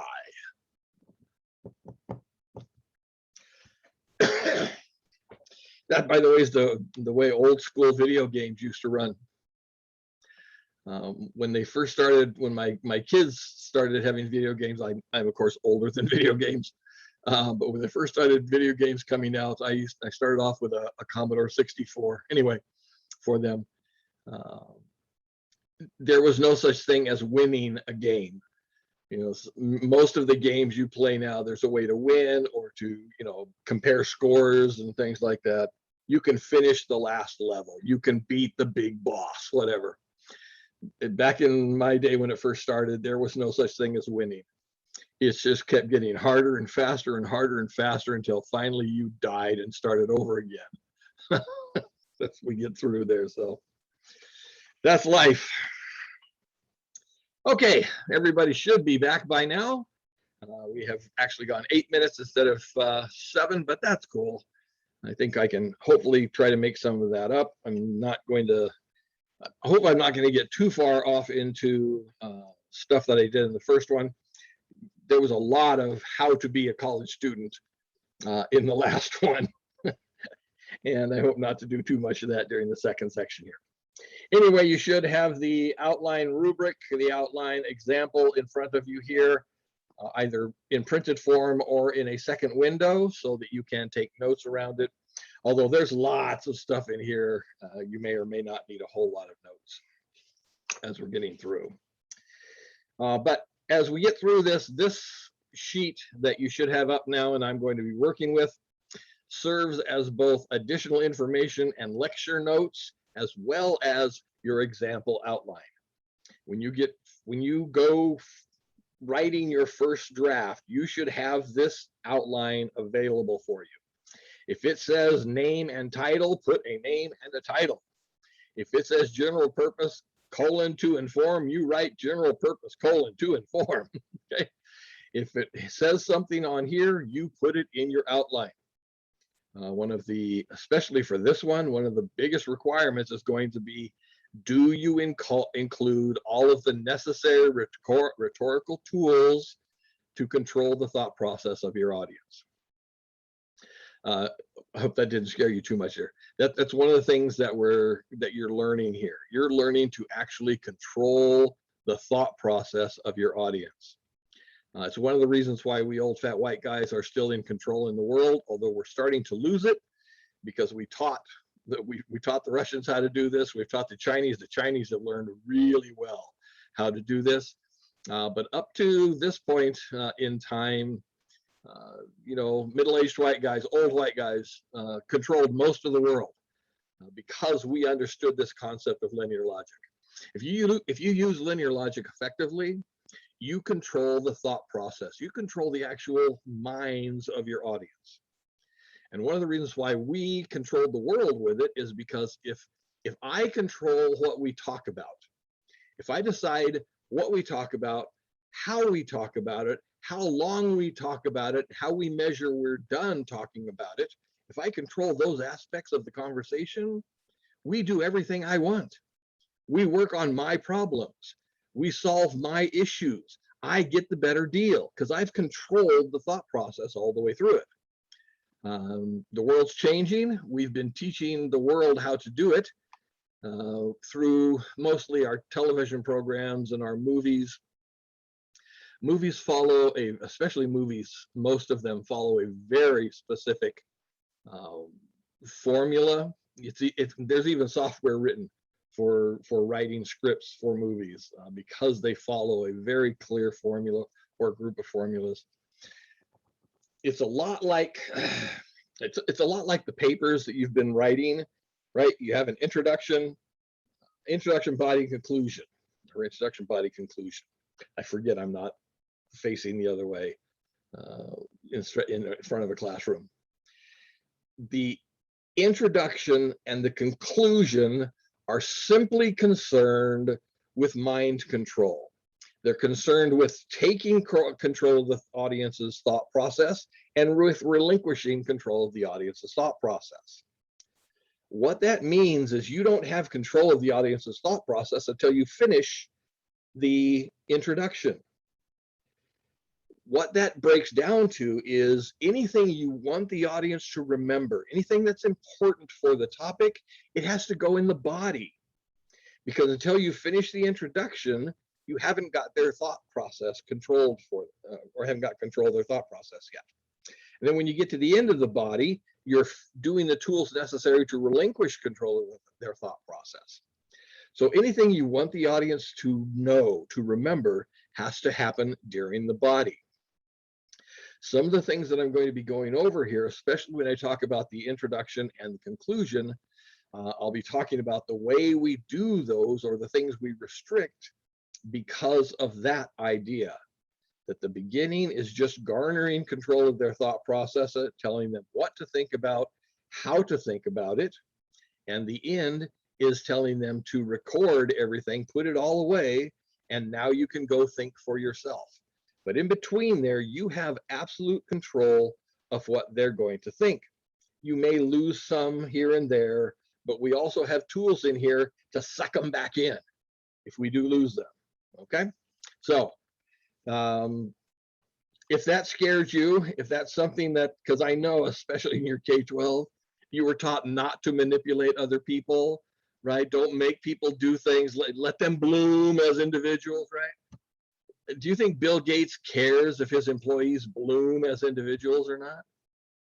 Do you think politicians care whether you bloom as an individual? No, they have things to get done. They have to control a company. They have to make a profit. They have to control society. They have to make sure that the toilets continue to flush. So they're not concerned with that. They're making sure that the job gets done. And this concept of linear logic is the reason, the basic reason why you can be a boss. Not because you know your job so well, because people who know their jobs have their businesses fail all the time. People with great skills have their businesses fail all the time. The businesses that succeed are the ones that use the linear logic model. And it's the reason why you're in college. We talked about that before. The reason you're worth more money as a college graduate than as a non-college graduate. On average, people who have college degrees earn significantly more than people who do not. There are exceptions. There are some people without degrees that are making bank, and there are some people with PhDs that are broke. But on average, people who have gone to college make more money their entire life than people who don't go to college. And the biggest difference here is College graduates think in linear logic, and that's what we're starting to work with here, linear logic, okay? So if that scares you, get over it. You know, you can't walk into your business and go, here's a list of things that need done this week. Check the list and do what's good for you. You know, that business would fail very rapidly because humans are lazy. They don't want to do anything they don't have to do to survive. Keeping a job in this society is part of survival. Also, and we'll get to this on the next one, the human mind wants to be told what to do. Humans want to be told what to do without being told what to do. They want to be guided into the correct behaviors without being forced into the correct behaviors. So a lot of the stuff that we're learning here in the linear logic, and you'll also expand again when we get to the persuasive speech, which is also linear logic, a different organization. You'll see how that works with the human brain, okay? Anyway, this is our informative outline example and information for you. At the top, your name and the title. I had 2 people forget to put their name on their assignment. Luckily, you know, they're turned in through Canvas, so I could look up in the corner and see who it actually belonged to. But they had their drafts turned in without their name on the paper. And if they were physical papers in front of me, I wouldn't have a freaking clue who that was. So name and a content specific title, you know, not the title of the assignment. I have had several people that wrote things like, you know, self-introduction, I'm introducing myself, that kind of thing. That's not a content specific title. You know, I was a teenage werewolf is a content specific title that matches with my speech about being a werewolf, okay? So your name and a content specific title. General purpose, to inform. This is your informative speech. The general purpose is to inform. For those of you who were just surprised by that because you didn't actually read the section on general purposes and tried to just make it up, which many students at this level are still trying to do, or they read specific purposes and got confused that I said a general purpose, not the specific purpose. The specific purposes identified in Stephen's book are to inform and to persuade. He identifies 2 different general purposes. Most other theorists identify more than 2, but he identifies only 2 general purposes, and they are 2 words, to inform or to persuade. So if you wrote anything else in there besides just, and actually to persuade is the correct answer while I'm talking about it in there, the lesson speech, the organization is a persuasive organization. Everybody's speech was to persuade. So if you put to inform, you were wrong. If you wrote something other than just to persuade, you're wrong. The general purposes are 2 words. So anyway, I'll be grading those later on anyway. Shouldn't have said that to you because they're still open, aren't they? Oh, well, I'll jump and close them when we get finished here. All right, general purpose, to inform. Specific purpose. The class of speech here is to inform. That's the general purpose. All speeches like this are to teach the audience something. They're just to change the database. They're not to teach the audience so they can get a benefit. They're not to teach the audience so they can avoid a problem. It's just to teach the audience something cool. Just change what they know in some way. So the specific purpose is the goal of your particular presentation. The group of speeches are informative speeches. Your specific purpose is the goal of your presentation. So it begins with the words to inform my audience about, or there's also the subset of to teach my audience how to. If you're teaching them how to rebuild a carburetor, how to refinish a cabinet, that's also informative, but it's a subset of it. It should start with, most of yours should start with the words to inform my audience about, and then whatever you want the audience to understand at the end. To inform my audience about the different types of grasses in the Central Plains. I want the audience to know what the natural grasses in the Central Plains are. So my specific purpose for this speech is to inform my audience about the types of grasses in the Central Plains. To inform my audience about the life of Kobe Bryant. Is it Kobe Bryant? I don't know. I don't do sports. I think those two names go together. Most of you are all laughing at me right now. Oh, I don't know who Kobe Bryant is. Okay, good. To inform my audience about the life cycle of the neem tree. Okay. What I want you to know at the end is what the second half of the specific purpose is. So to inform my audience about specific purpose, space, to inform my audience about something. Organizational pattern. You must identify, first of all, put the line organizational pattern in there, but you have to identify what organizational pattern you've chosen to use. The informative organizational patterns are very clear in organizing the body of the speech, the chapter there. But there's a couple of them that I have to give you some, well, one I'm going to tell you not to do, and another one I'm going to give you a little bit of a warning about it. The main organizational patterns you're going to use are topical, chronological, and spatial. Topical is subsets. So if I talk about different kinds of aircraft, I think the example might be even aircraft in here. So if my main points are gliders, propeller aircraft, and jets, that is a topical organization because those are different kinds of airplanes, right? Chronological, through time.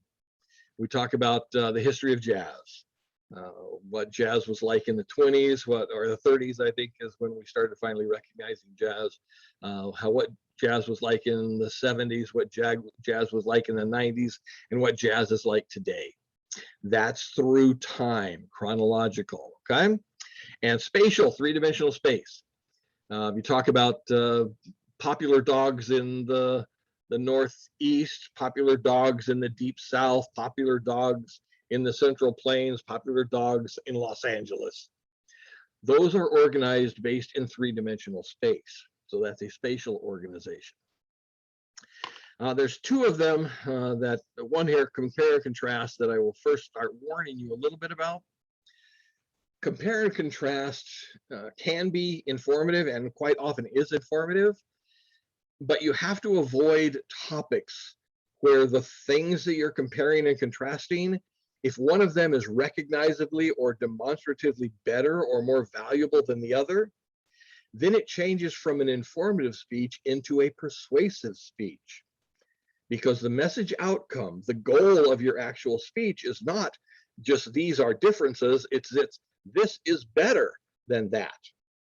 And this is better than that is a value shift persuasive presentation. So you have to be careful when you're doing compare and contrast that what you're comparing and contrasting, there's not better. I used the example earlier about comparing and contrasting African elephants. Okay, there's no such thing as a better type of elephant, is there? They're just different kinds of elephants. They have different characteristics. There's no such thing as a better kind of shark. There's just different kinds of sharks. There's no such thing as a better flower.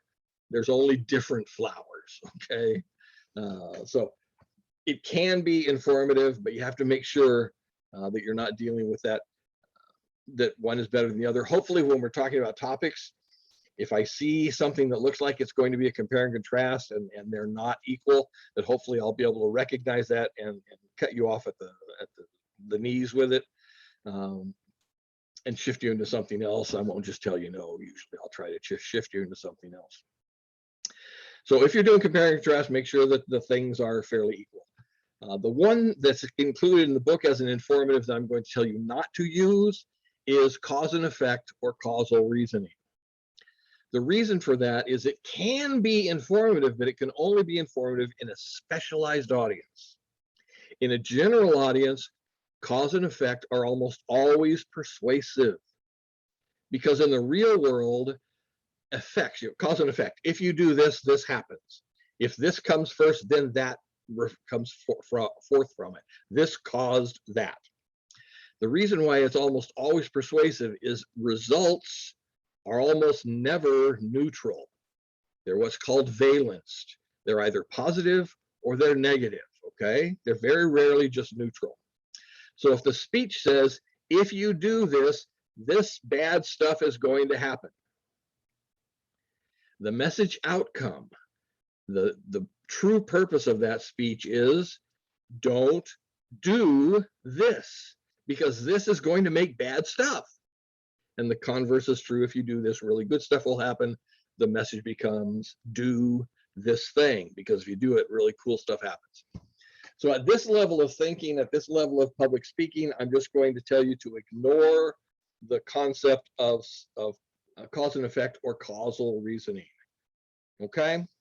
So topical, chronological, spatial, maybe compare and contrast, no causal reasoning.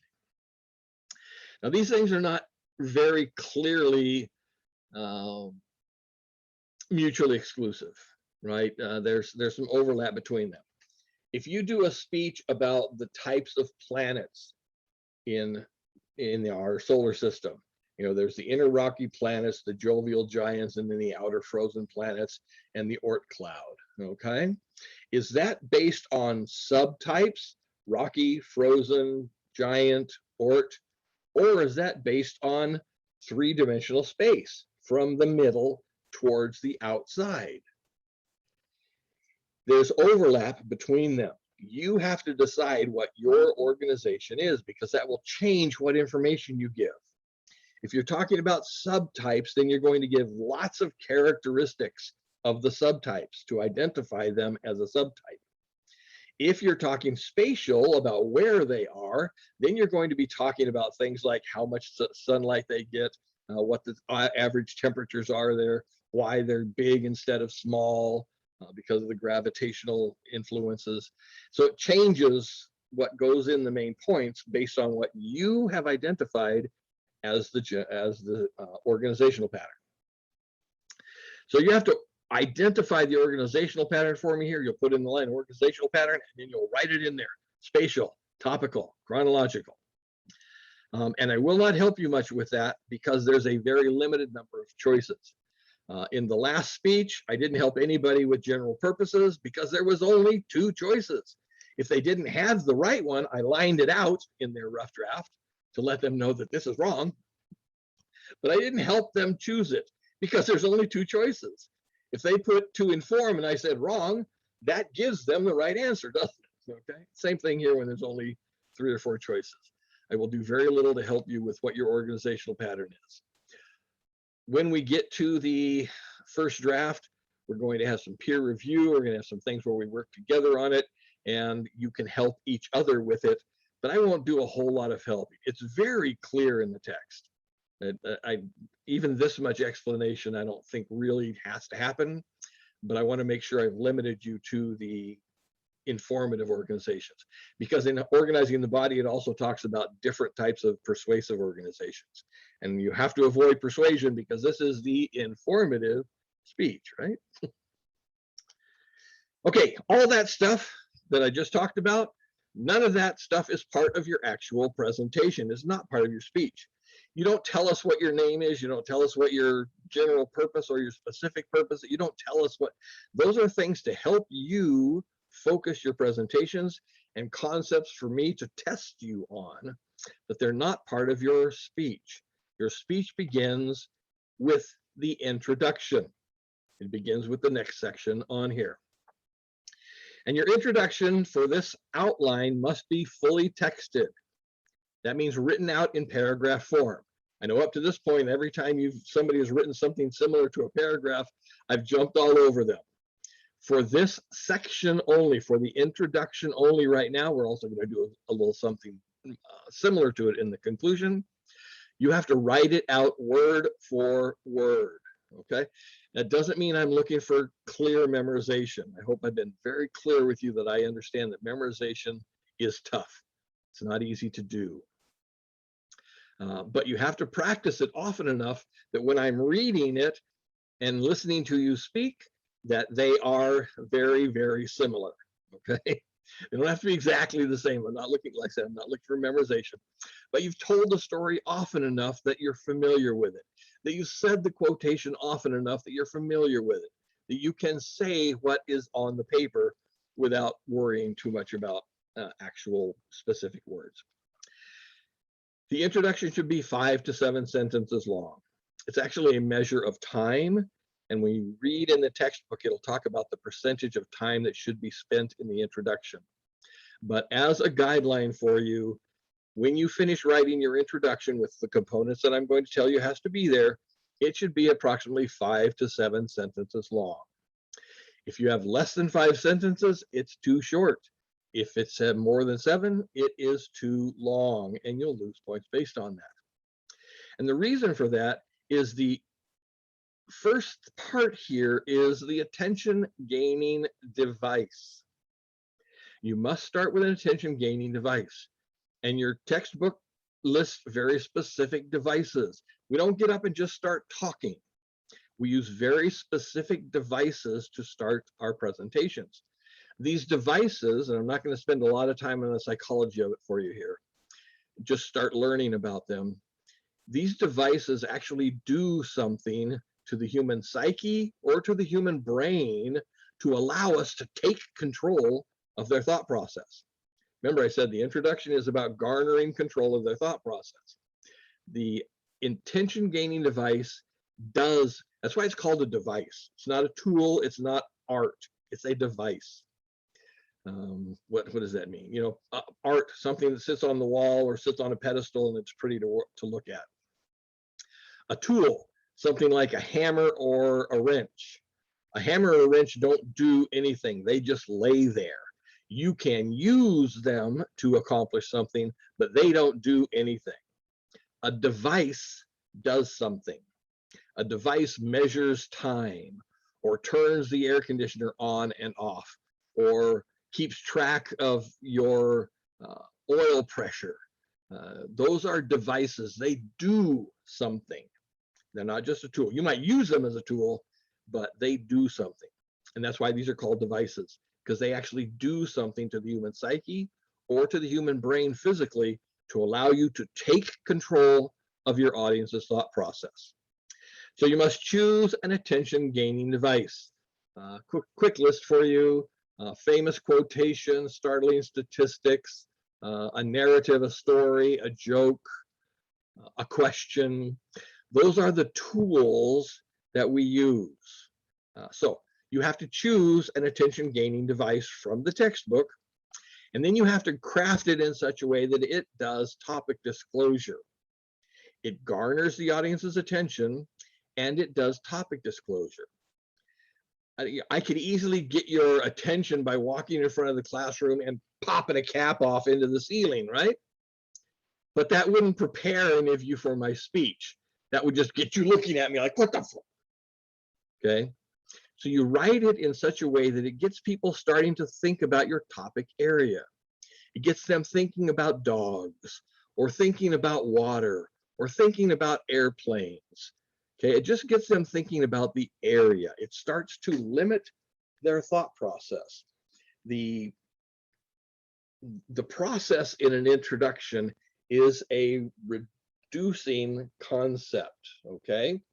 They're out in the world thinking about what they do. You start garnering their attention by starting to them think only about dogs.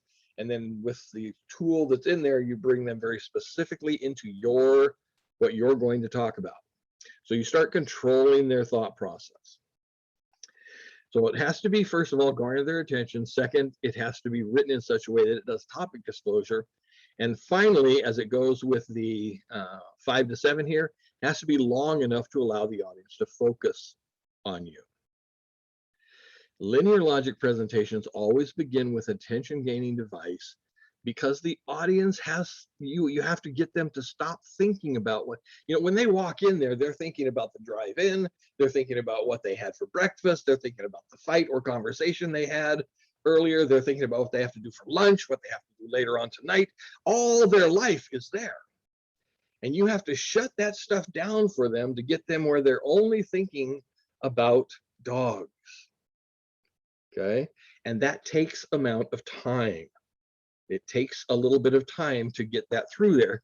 So that's why the measure here is time. Even though I'm giving you 5 to 7 sentences, the measure is actually an amount of time. So it garners their attention. It's long, or it's crafted in such a way that it does topic disclosure, and it's long enough to allow the audience to get focused on you. Something I already alluded to here, but the next part here is you cannot begin to teach them anything in the introduction.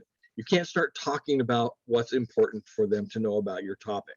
You can't start giving them information, because until you get not just the preview statement, but the signpost, which we'll be coming down to very shortly here, until you get that stuff in there, there's no place for them to put it. Certainly you have them thinking about dogs, but they're not going to just have a folder called dogs. You're going to tell them how to think about it. Remember, linear logic tells them what to think about, how to think about it, how long to think about it, and how to judge when they're done thinking about it. Okay? So you can't start teaching them anything in here. You're just going through the tools necessary to take control of their mind. So you always start with an attention gaining device. Every linear logic process in the world or presentation world starts with an attention gaining device. The last part of the introduction is called the preview statement. In the preview statement, you start telling them how to think about the topic. The attention gaining device got them thinking about dogs. The preview statement tells them how to think about dogs. The preview statement is a future-oriented statement. It says something very clearly and very blatantly as, today I am going to talk about. This afternoon we are going to explore. In my presentation, I am going to look through. So it's future-oriented. It says, I'm going to talk about this stuff. And then it has one simple, blatant label for each main point. Now, I know this kind of sounds like a thesis statement. Okay, so your brain might, I think I know how to do that already. It's not a thesis statement. It's a preview statement. It's a future-oriented statement that very clearly points out, I am going to cover, in this speech, I am going to cover, and then it has one simple blatant label for each main point. Today, I'm going to talk about Weimaraners, Dachshunds, and fuzzy little yappy dogs. Very clear, simple labels. The reason for that is we're going to use those labels in informative speaking throughout the rest of the presentation. These labels are very important, and they must be simple, they must be clear, they must be blatant, they must be easy to remember, because we're going to use them, and though their audience has to remember. It's not just remembering. When you use a preview statement effectively, the human mind sets up categories, or let's use the analogy of folders. It sets up folders in their head for each one of those, and the label on the folder is whatever you told them. If I say, today we are going to talk about, after I've limited your thinking to dogs, and I say, today we're going to talk about Weimaraners, Dachshunds, and fuzzy little yappy dogs, their brain actually creates, or pulls up if they already have it, creates folders that have labels on them of Weimaraner, Dachshund, and fuzzy little yappy dog. That's the label on the folder. And through the speech, we're going to manipulate those folders, so we have to use the same label all the way through. So a future-oriented statement that has one simple blatant label for each main point. There are also some optional components that are covered in beginning and ending of speech. Blatant topic disclosure statements, personal credibility statements, audience relevance. Those are optional, not based on whether you just feel like it or not. They're based on audience analysis. If you analyze the audience and your topic and say, I don't think they got it clear yet, you have to say it. If they don't believe you're an expert, if they don't, well, you don't have to be an expert. If they don't believe you know more about the topic than them, are they going to listen to you? That's a personal credibility statement. Remember, the brain doesn't do anything it doesn't have to do. Yeah. Brandon. Sorry, that example of the different aircraft subcategories kind of sounds like a topical example for if we're doing the preview statement for chronological, for example, or something else. Is it a single statement saying that we'll just cover the history of it, or would we also give? Today I'm going to talk about what jazz was like in the 30s, what jazz was like in the 60s, what jazz was like in the 90s, and what jazz is like today. Jazz in the, I forget what numbers I made up, the 40s, the 60s, the 90s, today. Okay, thank you. Because you have to identify what the main points are. If you don't identify the points, if you don't give them labels, they don't have folders. They just have one big folder called the history of jazz. And that's not telling them how to think about it. That's just telling them what to think about. So the optional components in there are based in audience analysis. If they think they know more than you do about the topic, they're not going to listen to you because the human brain doesn't want to do. Why should I listen to him? I already know that stuff. So you have to tell them, I read 4 articles about this. Or I grew up, my dad invented this and I grew up with it in my bedroom, okay? It has to show that you know more than they do. That's the personal credibility. Audience relevance, why should they listen to you? Sometimes people want a little bit extra in the topic disclosure. I do my speech about finding my little dog Fufu and tell about my credibility. And I say, so today I'm going to talk about dogs. That's a blatant topic statement. And then I would follow that with, in order to understand dogs better, first we're going to talk about Weinreiners, then Dachshunds, and finally fuzzy little yappy dogs. So that's a topic disclosure statement followed by a preview statement. You must have an attention gaining device at the beginning. The last sentence must be the preview statement. If you decide based on audience analysis you need that other stuff, it goes in between them, okay?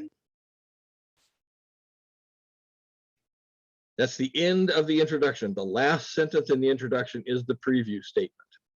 So I tell you a little story about finding my dog Fufu. I tell you why I had to start studying about Fufu and that I learned about Fufu. That so when we start talking about dogs, today I'm going to talk about Weinreiners, Dachshunds, and fuzzy little yappy dogs. That ends the introduction. So in the outline, you're going to put some white space here because that shows me you understand this is the end of the introduction. And then you have the signpost followed by white space again. So it's white space, signpost, white space. Today I'm going to talk about Weinreiners, Dachshunds, fuzzy yappy dogs. Let's begin with Weinreiners. The signpost is also a future-oriented statement, but it uses the first simple blatant label from the preview statement. Because remember, in the preview statement, they created folders with labels on them. The signposts and the transitions, all the connectives, tell them how to manipulate those folders. So the preview statement says create these folders. The signpost says open the folder called Weinreiner. That's why you have to use the label, because that's what's on the folder that you created earlier there.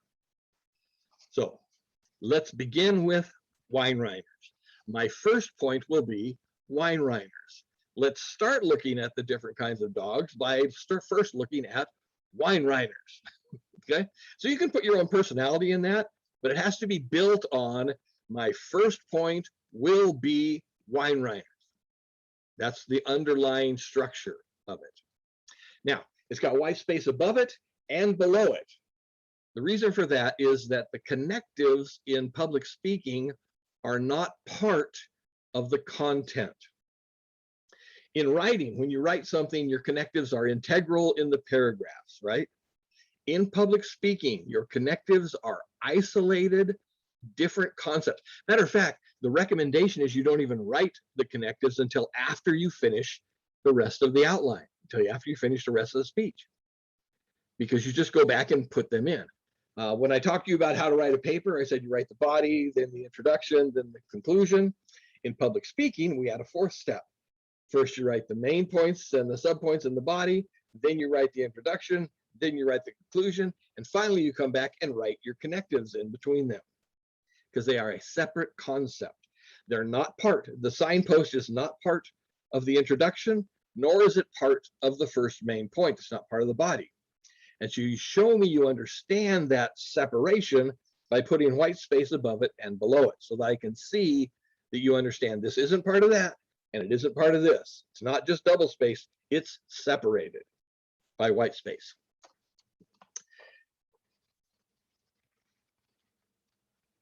Signpost is unidirectional. It's like a diving board jumping off place. It opens the first file. In the introduction, we create the files, but we haven't opened any yet. So the signpost opens the first file. That brings us now finally into the body of the speech. And in the body of the speech, we'll start working in outlining format again. That's Roman numerals. Remember, main points are set off by Roman numerals. The introduction is not a main point. Main points are in the body. So the main points are set off by Roman numerals. You must have substructure in all main points. That means you have to have at least an A and a B. And those are both outline notations. That means you need one full content-specific topic sentence at each one of those notations. That means at Roman numeral number 1, you're going to have one full content-specific topic sentence. At A, you're going to have one full content-specific topic sentence. At B, one full content-specific topic sentence. If you end up with a C, that's cool, because remember, it's just a minimum of 2. You can have 3 entries or 4 entries. You have to have at least 2. If you have more than that, or if you go down to Arabic 1 and 2 under A and or B, one full content-specific topic sentence per notation, keeping in mind that these are topic sentences. You don't actually spend 20 to 30 seconds on Roman numeral number 1, because that's the overall central idea of the main point. You actually spend your time on 30 seconds on A, 30 seconds on B. Maybe if you have 1 and 2, you don't spend 30 seconds on A, you spend 30 seconds on 1, 30 seconds on 2. It's whatever the farthest subordinate is that we count. So this outline is actually longer than just 30 seconds for each main point, because you don't talk about 30 seconds. You don't talk for 30 seconds about the superior topic sentence. You speak about the subordinate topic sentences.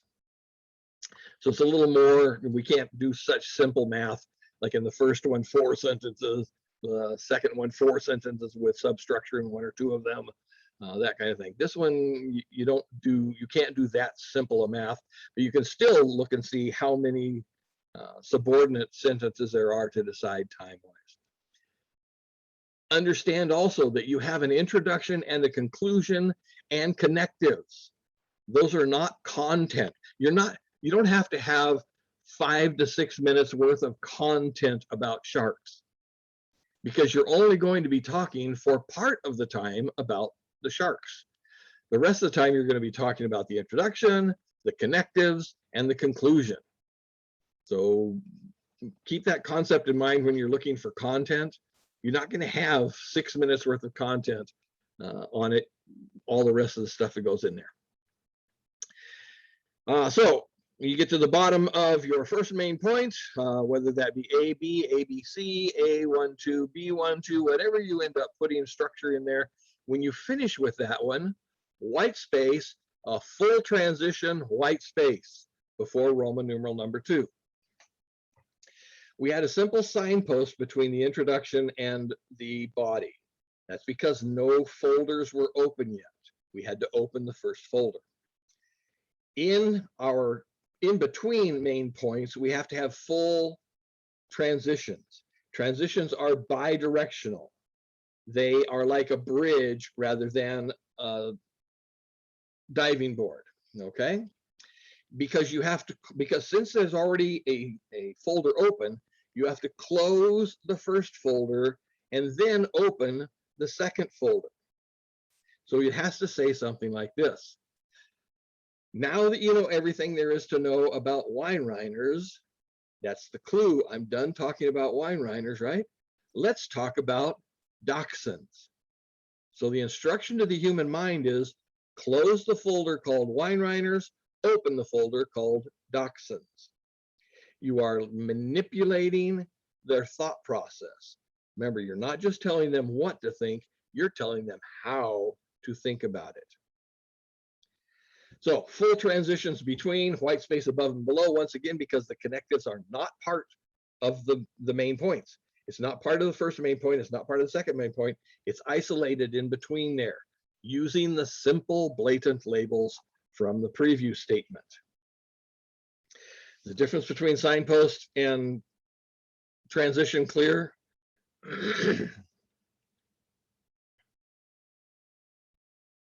Okay. Through the rest of the body here you have a full transition, then you're on your second main point. It also will have at least A and B on it, one full contents of the topic sentence per notation. You get to the bottom of that one, a transition before you get into the third main point. If you have 4 main points, then you'll have another transition into the 4th main point, and every one of those main points has the same basic structure. A Roman numeral, at least capital A and capital B, one full content-specific topic sentence per notation. That'll take you all the way through the body. Oh, let me talk one more point about the labels, the transitions here.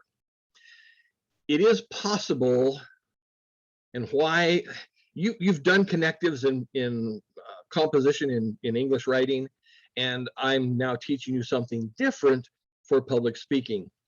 The reason for that is writing is done for someone to read, and public speaking is done for someone to listen to. And here's where it starts to become important, because if you're reading along and you get lost, and it is very possible, you've all experienced this, you're reading along and suddenly you realize, I don't have a frickin' clue how this relates to anything else. I don't know how we got here. It doesn't make sense to me. If you're reading, you can go back and read it again, can't you? In public speaking, if you get lost, if you start sitting there thinking, going, I don't know what we're doing, I don't know how this relates to anything else, I don't get it. You can't go back and ask them to do the point again. You're just lost. So we keep our transitions very clear.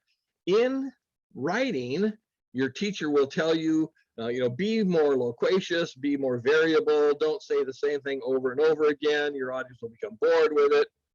In public speaking, simple, blatant labels used repetitively, because it's much easier to get lost when you're just listening than it is when you're reading.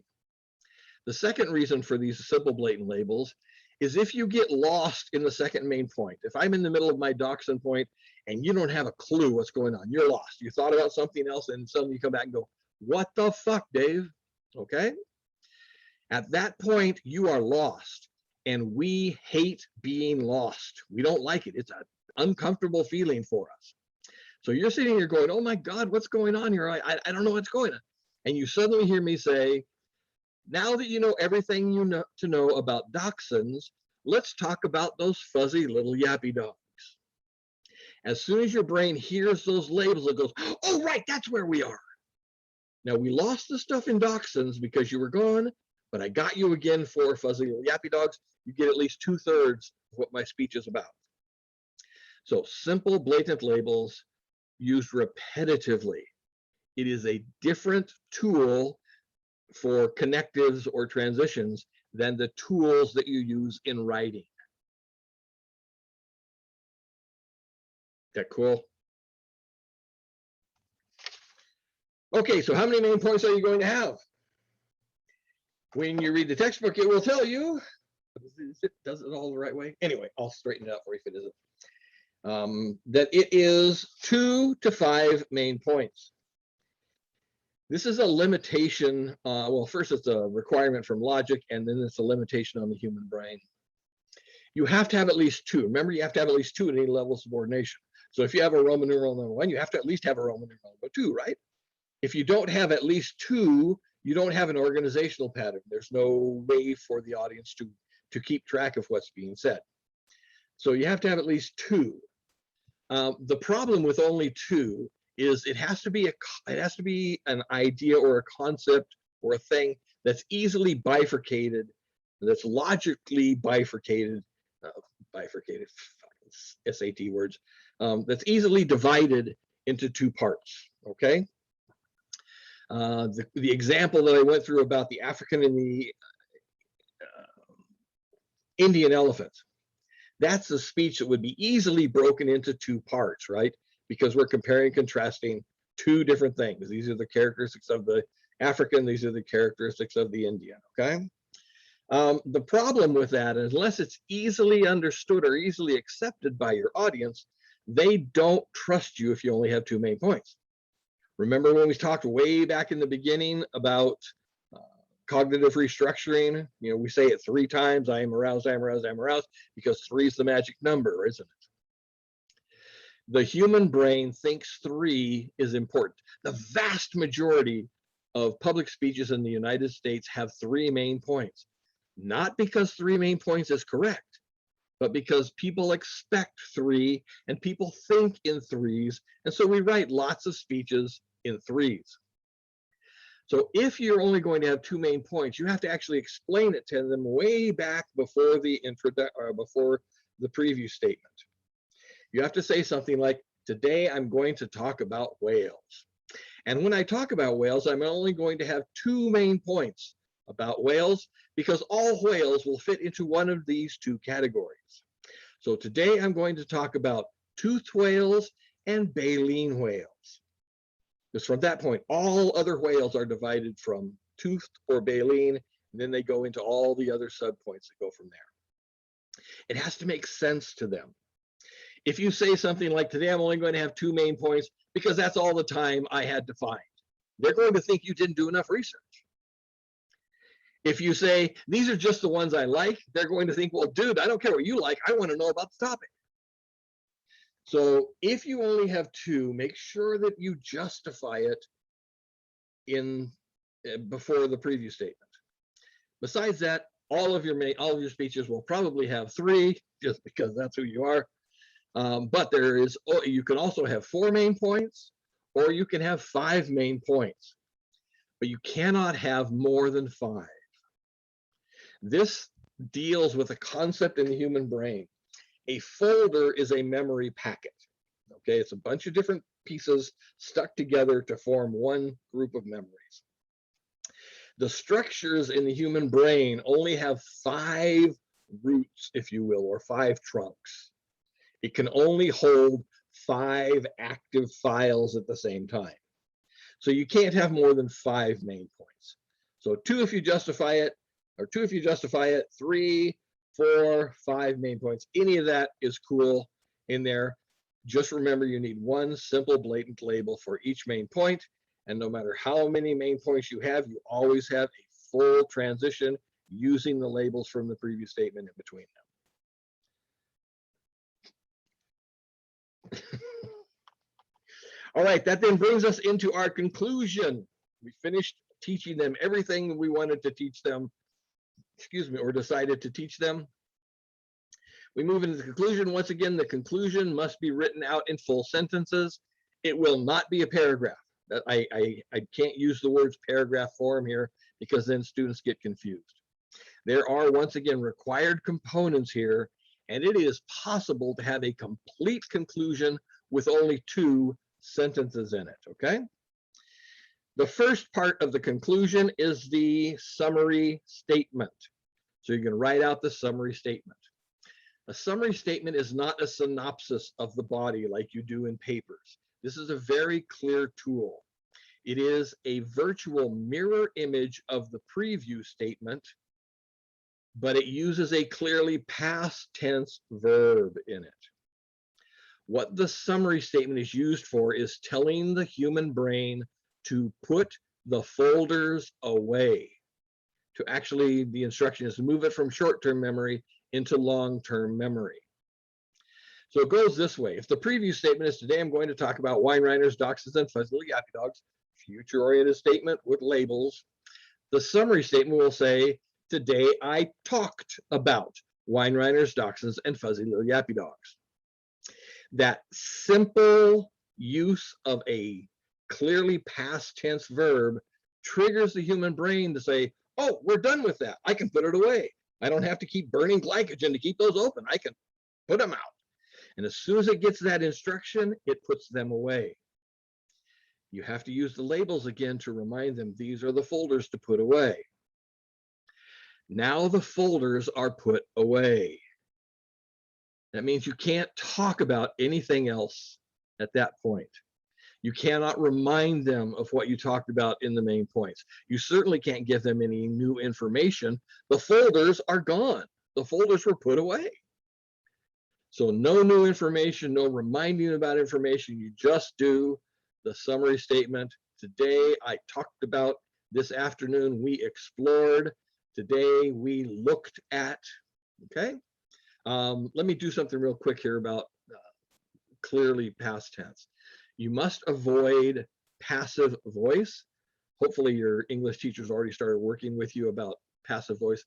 Passive voice is saying like have talked, have looked. That's passive voice. It becomes a little confusing to the human brain if we're done or not. Well, I don't even know if they're teaching this anymore. I haven't seen it in students' papers in so long.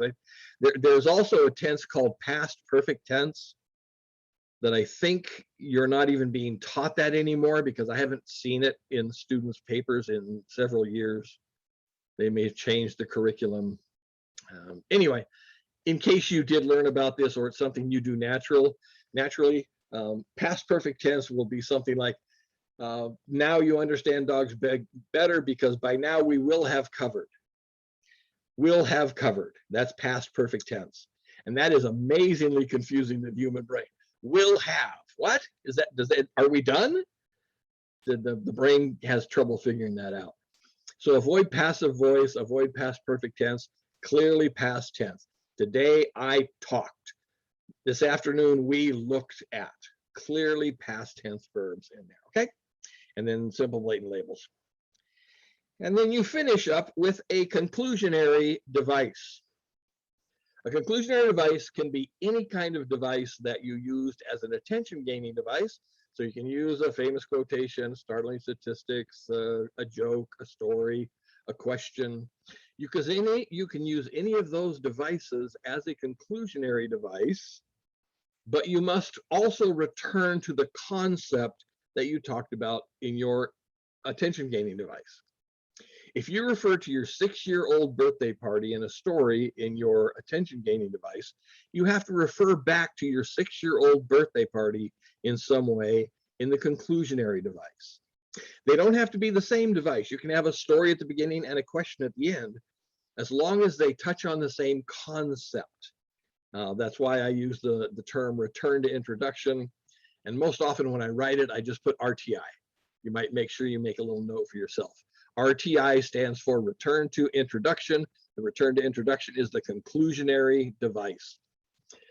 You probably will not hear me use the terms conclusionary device much beyond this because I learned a long time ago that the term conclusionary device and the term conclusion gets mixed up in students' minds when they get to the final. They sound so much alike that students forget part of it. The conclusion is the whole thing. The conclusionary device is the last part. A conclusionary device is part of a conclusion. So return to introduction helps a little bit better with keeping those concepts separate, and it identifies or reminds you, you have to go back. If you talk about parking at ELAC at the beginning, you have to talk about parking at ELAC at the end. The same concept. Very quickly, the reason that we can use the same devices to gain control of their minds and to relinquish control, because that's what you do at the end with the conclusionary device, with the return to introduction. You're actually telling them, you're giving them permission to think on their own. Is that at the beginning, you trigger the psyche or the brain. Remember I said devices do something. You trigger it, and then you keep talking. So while this device is triggered in their minds, it gets them sidetracked, distracted, working on something else. While their brain is worrying about some other concept because of the device, You keep talking. And while you're talking, you're guiding them into thinking. It's almost like magic, where you distract them here and change what bird is available here. Because they're looking here, they didn't see that. That's what the attention devices do. At the end, you trigger the psyche or the brain, and then you stop talking. So when they finish working their way through whatever the device forced them to do, you haven't been talking. They are now in control of their thought process. So we can garner attention with a story, and we can relinquish control with a story. We can garner attention with a question. We can relinquish control of the question, because it's what you do after the device that decides that, okay? Once again, the same devices from the textbook. Don't try to make stuff up here. We use very specific devices because they do very specific things to the human mind or the human brain to let us. You must have a bibliography. A bibliography is required. You must have at least 4 unique sources in your bibliography, and MLA formatting is required. Any questions about what your outline is going to look like and all of that stuff that you learned about? Most of you right now, because you have not been reading. I love you dearly, but I know it. Most students, they fail miserably on the midterm because they think they can just think about it, or because you're coming from high school, you think if you listen to me carefully or you watch the video more than once, you think you're going to be cool. And then there's stuff on the midterm that I never talked about. So you got to read. Let's get through it. Any questions about the outline or all that crap that I just taught you about? Nope. The hope is that when I talk about it, it's just a reminder. That's why you should read and study before you come to do this. But you do that by looking at the syllabus, and nobody looks at the syllabus. And so here we are. I love you dearly. I just know what happens with students. Do the same job for 27 years and you'll know all that crap too about your job.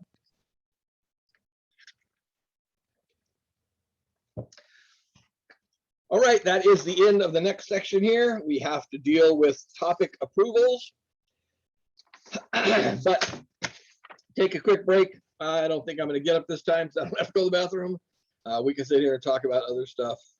But if you need to get up and take a quick break, get some blood back in your butt, go fill up your soda or get a new soda or fill up your coffee or whatever you want to do.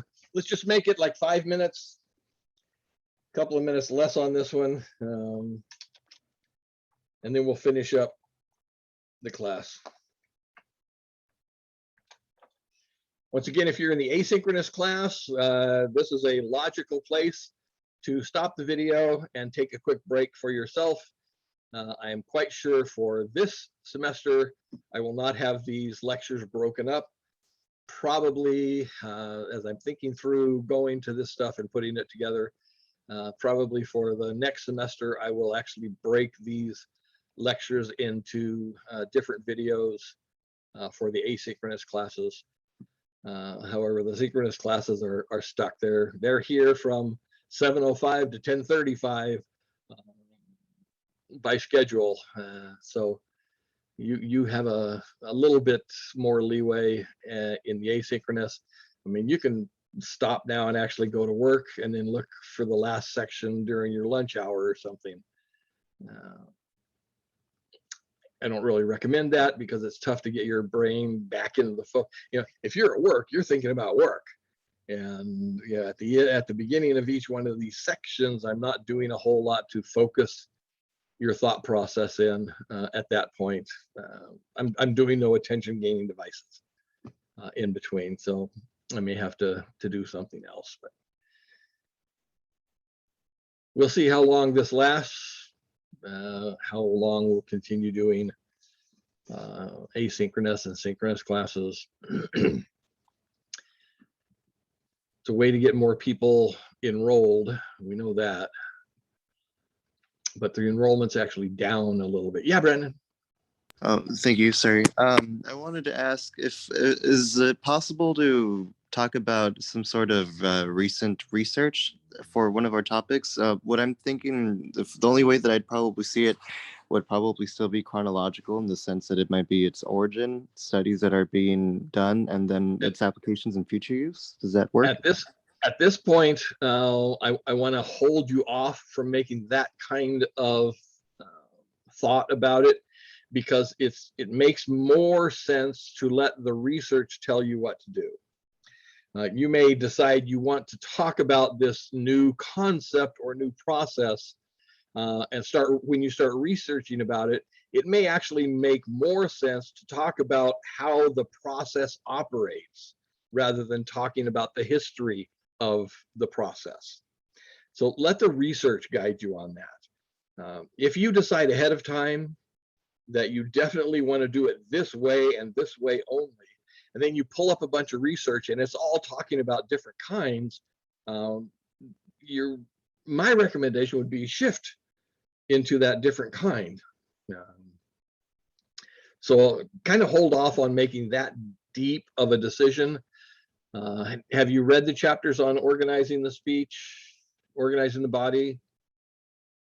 No, not yet. I was just wondering, based off of the topics, if a research would be able to fit into the topical spatial or the other options as well.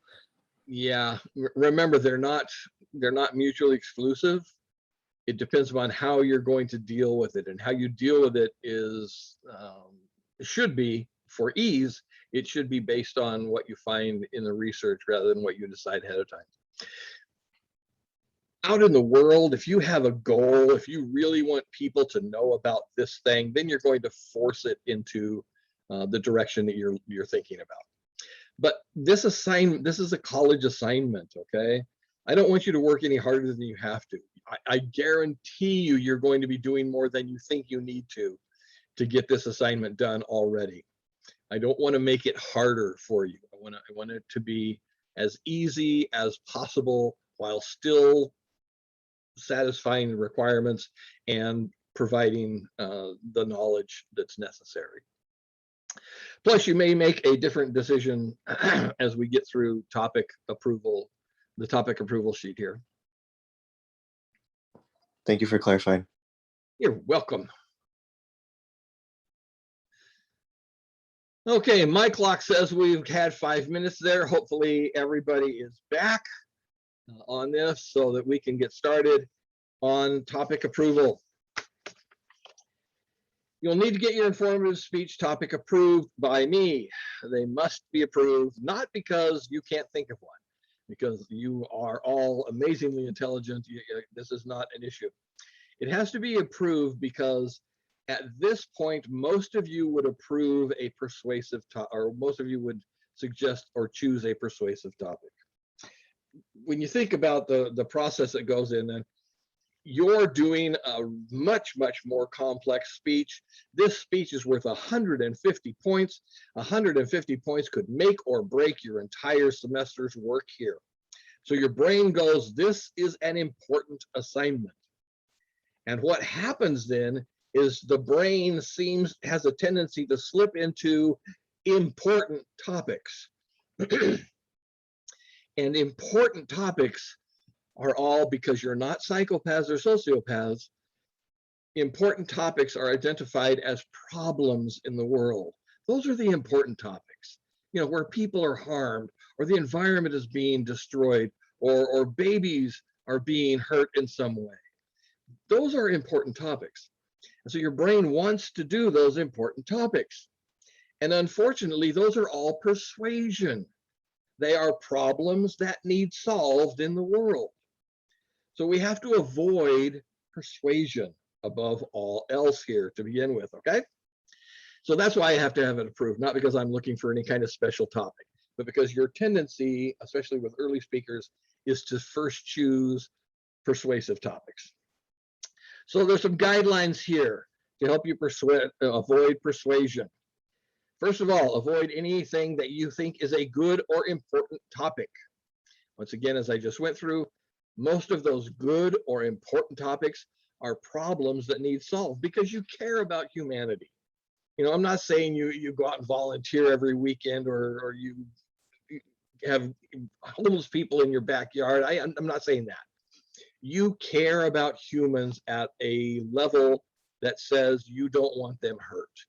Okay, you're not a psychopath, you're not a sociopath. So those are problems that need solved. So avoid anything that is good or important. Avoid any topic that deals with human suffering. If humans are hurt in some way, physically, mentally, psychologically, financially, if humans are suffering from this, it is a problem that needs solved. It is a persuasive topic. By the same token, avoid any topics that deal with animal suffering for all the same reasons.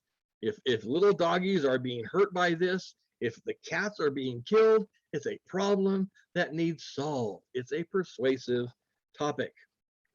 Avoid any topic that deals with an inherent injustice.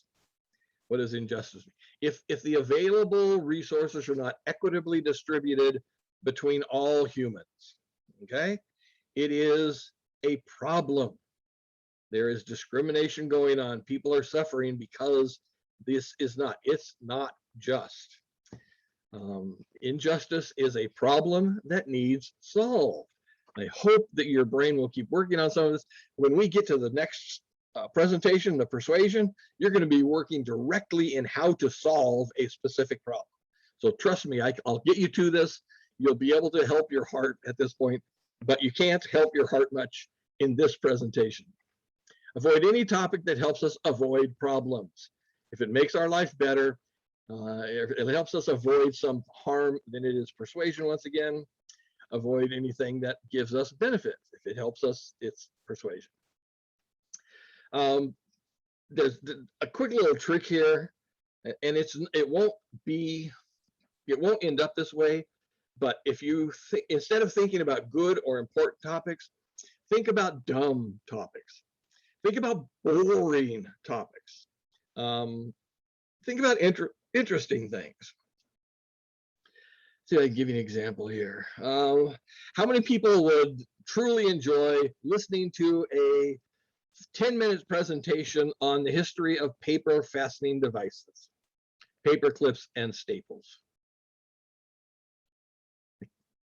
I can almost hear your minds if you're actively thinking right now. Yeah, Giovanni. Was that you wanted it?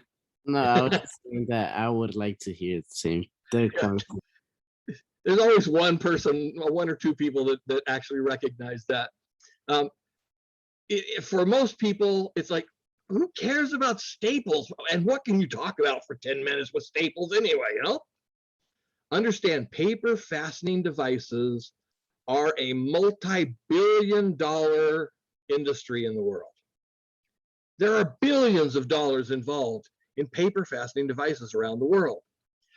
Not only is it a major industry, if we never invented them, they're integral into our very reality. If we never invented how to attach multiple sheets of paper together, everything we created would have to fit on one sheet, wouldn't it? So we would have developed completely different thought processes to be able to deal with it that way. So not only is it a multi-billion-dollar industry, it's integral into our human process, our human thought process, our reality. And the vast majority of you went and go, who the cares about paper clips? Who cares about staples? That's dumb. That's stupid. That's boring. And it's not. It's a great topic. Something moved at the top. Does somebody else have a question? Giovanni, was that still you again or still? No. Okay. That's okay. The name's changed, so I thought, oh, what happened? when you put your hand up the way I had it, because I have it set up where I'm looking at myself, I'm getting better at making eye contact with you than looking up at your names, which is what I was doing before. Hopefully I'll get better at it so we get to it. So my peripheral vision has a list of your names at the top, and when somebody raises their hand, it all shifts over with that hand at the beginning. So that's why. Welcome to my process.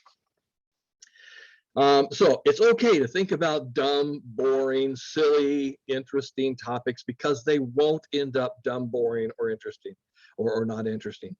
If you are interested in the concept, if it kind of piques your thought process, it will also pique your audience's thought process. Because remember, they're a lot more like you than they are different. Okay, 1 or 2 words is not a topic. I get this all the time. Hey, what do you want to do? I want to do a speech about airplanes. Airplanes is not a topic.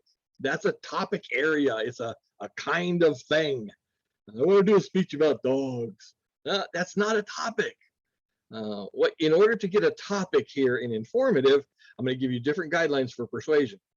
In order to get a topic here in informative, you have to actually include the topic area and an organizational pattern. That means you have to read that stuff before you can start looking for topics, because you have to put them together. You don't just ask about, I want to do a topic about dogs. You do things like comparing and contrasting dachshunds to pointers.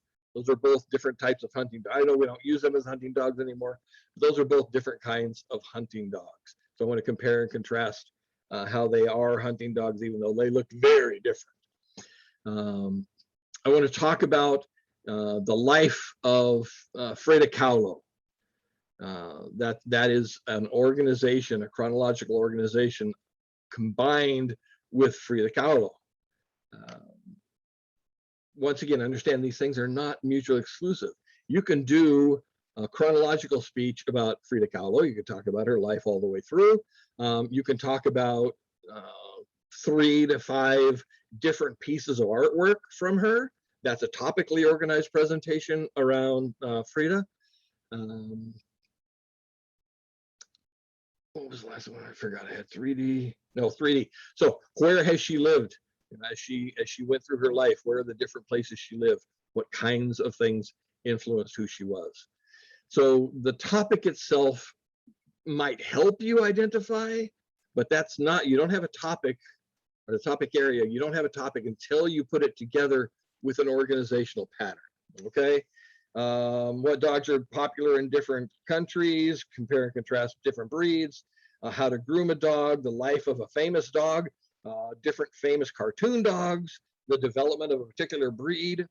Those are all different kinds of speeches about dogs combined with a different organizational pattern. So when you start bringing your topics into the discussion, remember you have to have more than just 1 or 2 words. I want to talk about the Dodgers. That's not a topic yet. Talk about famous Dodgers. Talk about different sections of Dodger history. Talk about the moves the Dodgers have made, what the characteristics were of the team in the different places, okay? All right, once I have approved your topic in the discussion, once I say that's good or okay or nicely done or whatever, you're good to go at that point. Start doing research and start looking for your main points at that point. I know I've said this repeatedly. I'm going to say it again, and I'm going to say it again before we get out of here. Start working on this today. Start thinking about your topic areas, start thinking about the organizational patterns, and get into the discussion today. Get it as soon as you can so that you can start looking for sources, so you can find sources that are good. Don't just choose the first 4 sources that come up.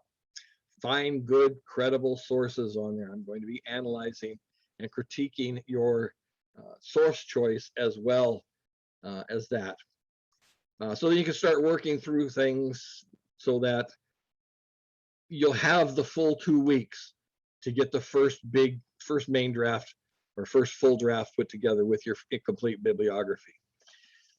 That's my recommendation, and I'll recommend it another time or 2 before we get out of this semester. In order to get your topic approved, you must post your topic to the topic assignment discussion, which there's a link in the module there.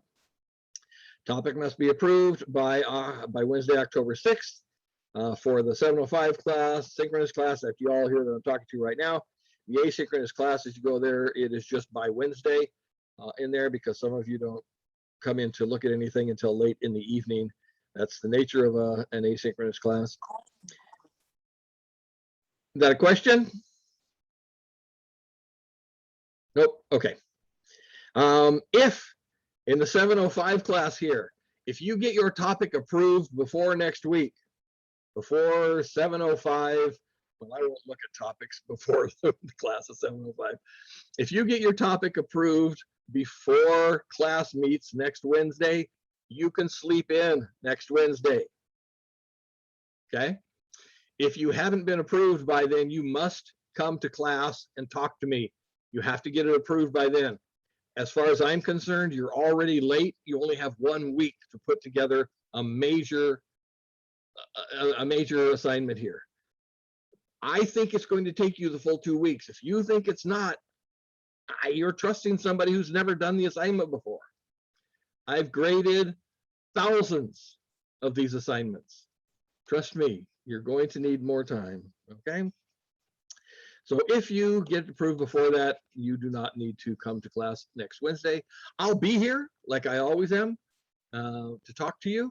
If you if you've started working on things and different ideas came up, you want to talk to me about something about the organization or main points or whatever, I'll be here to coach you, to work through whatever you want to, but you are not required to come here because next week, all I'm going to be focusing on is making sure everybody has a topic approved at that point. I probably would recommend that you not sleep in. You know, you're already scheduled to get up this time on Wednesday mornings. Get up and work on this assignment. You know, make sure you have 3 hours that you have blocked off for this class. Use the 3 hours to work on this assignment, okay? The more quickly you get your topic approved, the more time you have to do your research and start writing. Last couple of points here, just clearinghouse. First of all, don't argue with me about your topic. Okay. Especially what usually happens when students argue with me about their topic is that they're trying to convince me that a persuasive topic is not really persuasive, or they're not going to do it persuasive, even though it's a persuasive topic. You're wasting your time. I have been approving topics, once again, for 27 years. Actually longer than that, because I did this same job as a graduate student. I had to teach 2 public speaking classes as part of my graduate assistantship. So don't try to argue with me about it. You'll lose. I've been arguing. Matter of fact, I'm a professional arguer. I have studied rhetoric, okay? I coached competitive speech and debate for a lot of years. I'm better at it than you are. And then the last one there, I know this is going to frighten some of you very badly because you haven't started reading at all. But in order to do this assignment, you have to have studied already speaking to inform, organizing the body, beginning and ending the speech, and visual aids. So in addition to doing all of the work that you have to do for this assignment, if you haven't been reading already, if you're not damn near finished with the first 10 chapters already, you're going to have to read 5 chapters in addition to all the other work. So if you're behind, catch up now and stay caught up. Do not fall behind as we're getting through here, okay? That's it for the lecture today. Didn't quite fill the whole 3 hours, but it was damn near there. We're almost 10 o'clock now. Any questions, anything I can help you with before I let you go? If you want to talk about topics or other things like that, hang around after I let everybody else go, okay?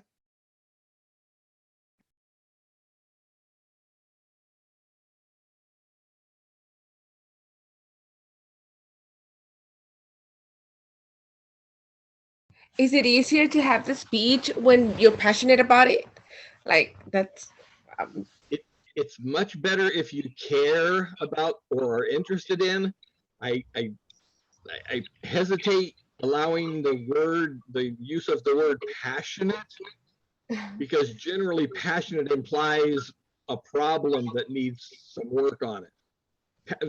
You know, the different types of flowers do not raise passion for people or for most people, but as long it's better if it's really interesting to you.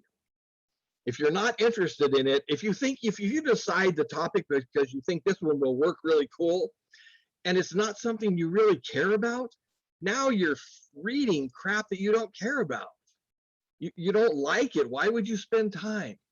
The more interested you are in it, the more fun the research is, and the more time you will spend thinking about it and working on it because you like it. The underlying theory here is it's called affective learning as opposed to effective learning. Effective learning is knowing the theories, understanding the formulas, remembering the facts. That's effective learning. That's what we test you on, effective learning.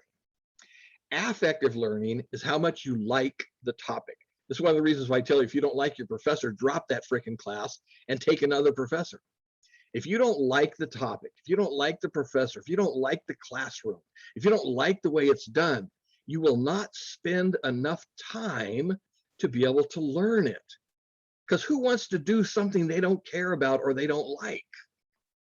So what you're talking about there is affective learning. If you're interested and enjoy the topic, you'll spend the time necessary to do it well.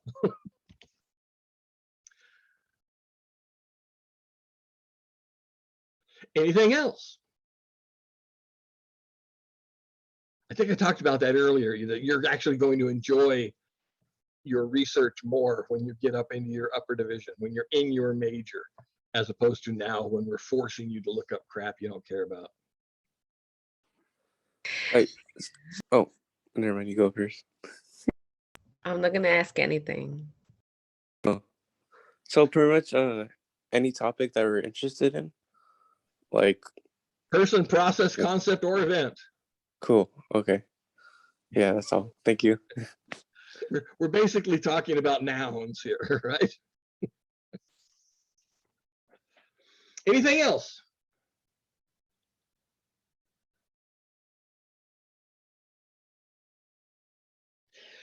Okay, at this point, I'm going to go ahead and release you off into the world. Hopefully you will not run straight to work or go back to bed at this point, that you will start thinking about your topics and do a quick perusal at minimum. Maybe based on what I've already talked to you, think about topical, chronological, and spatial.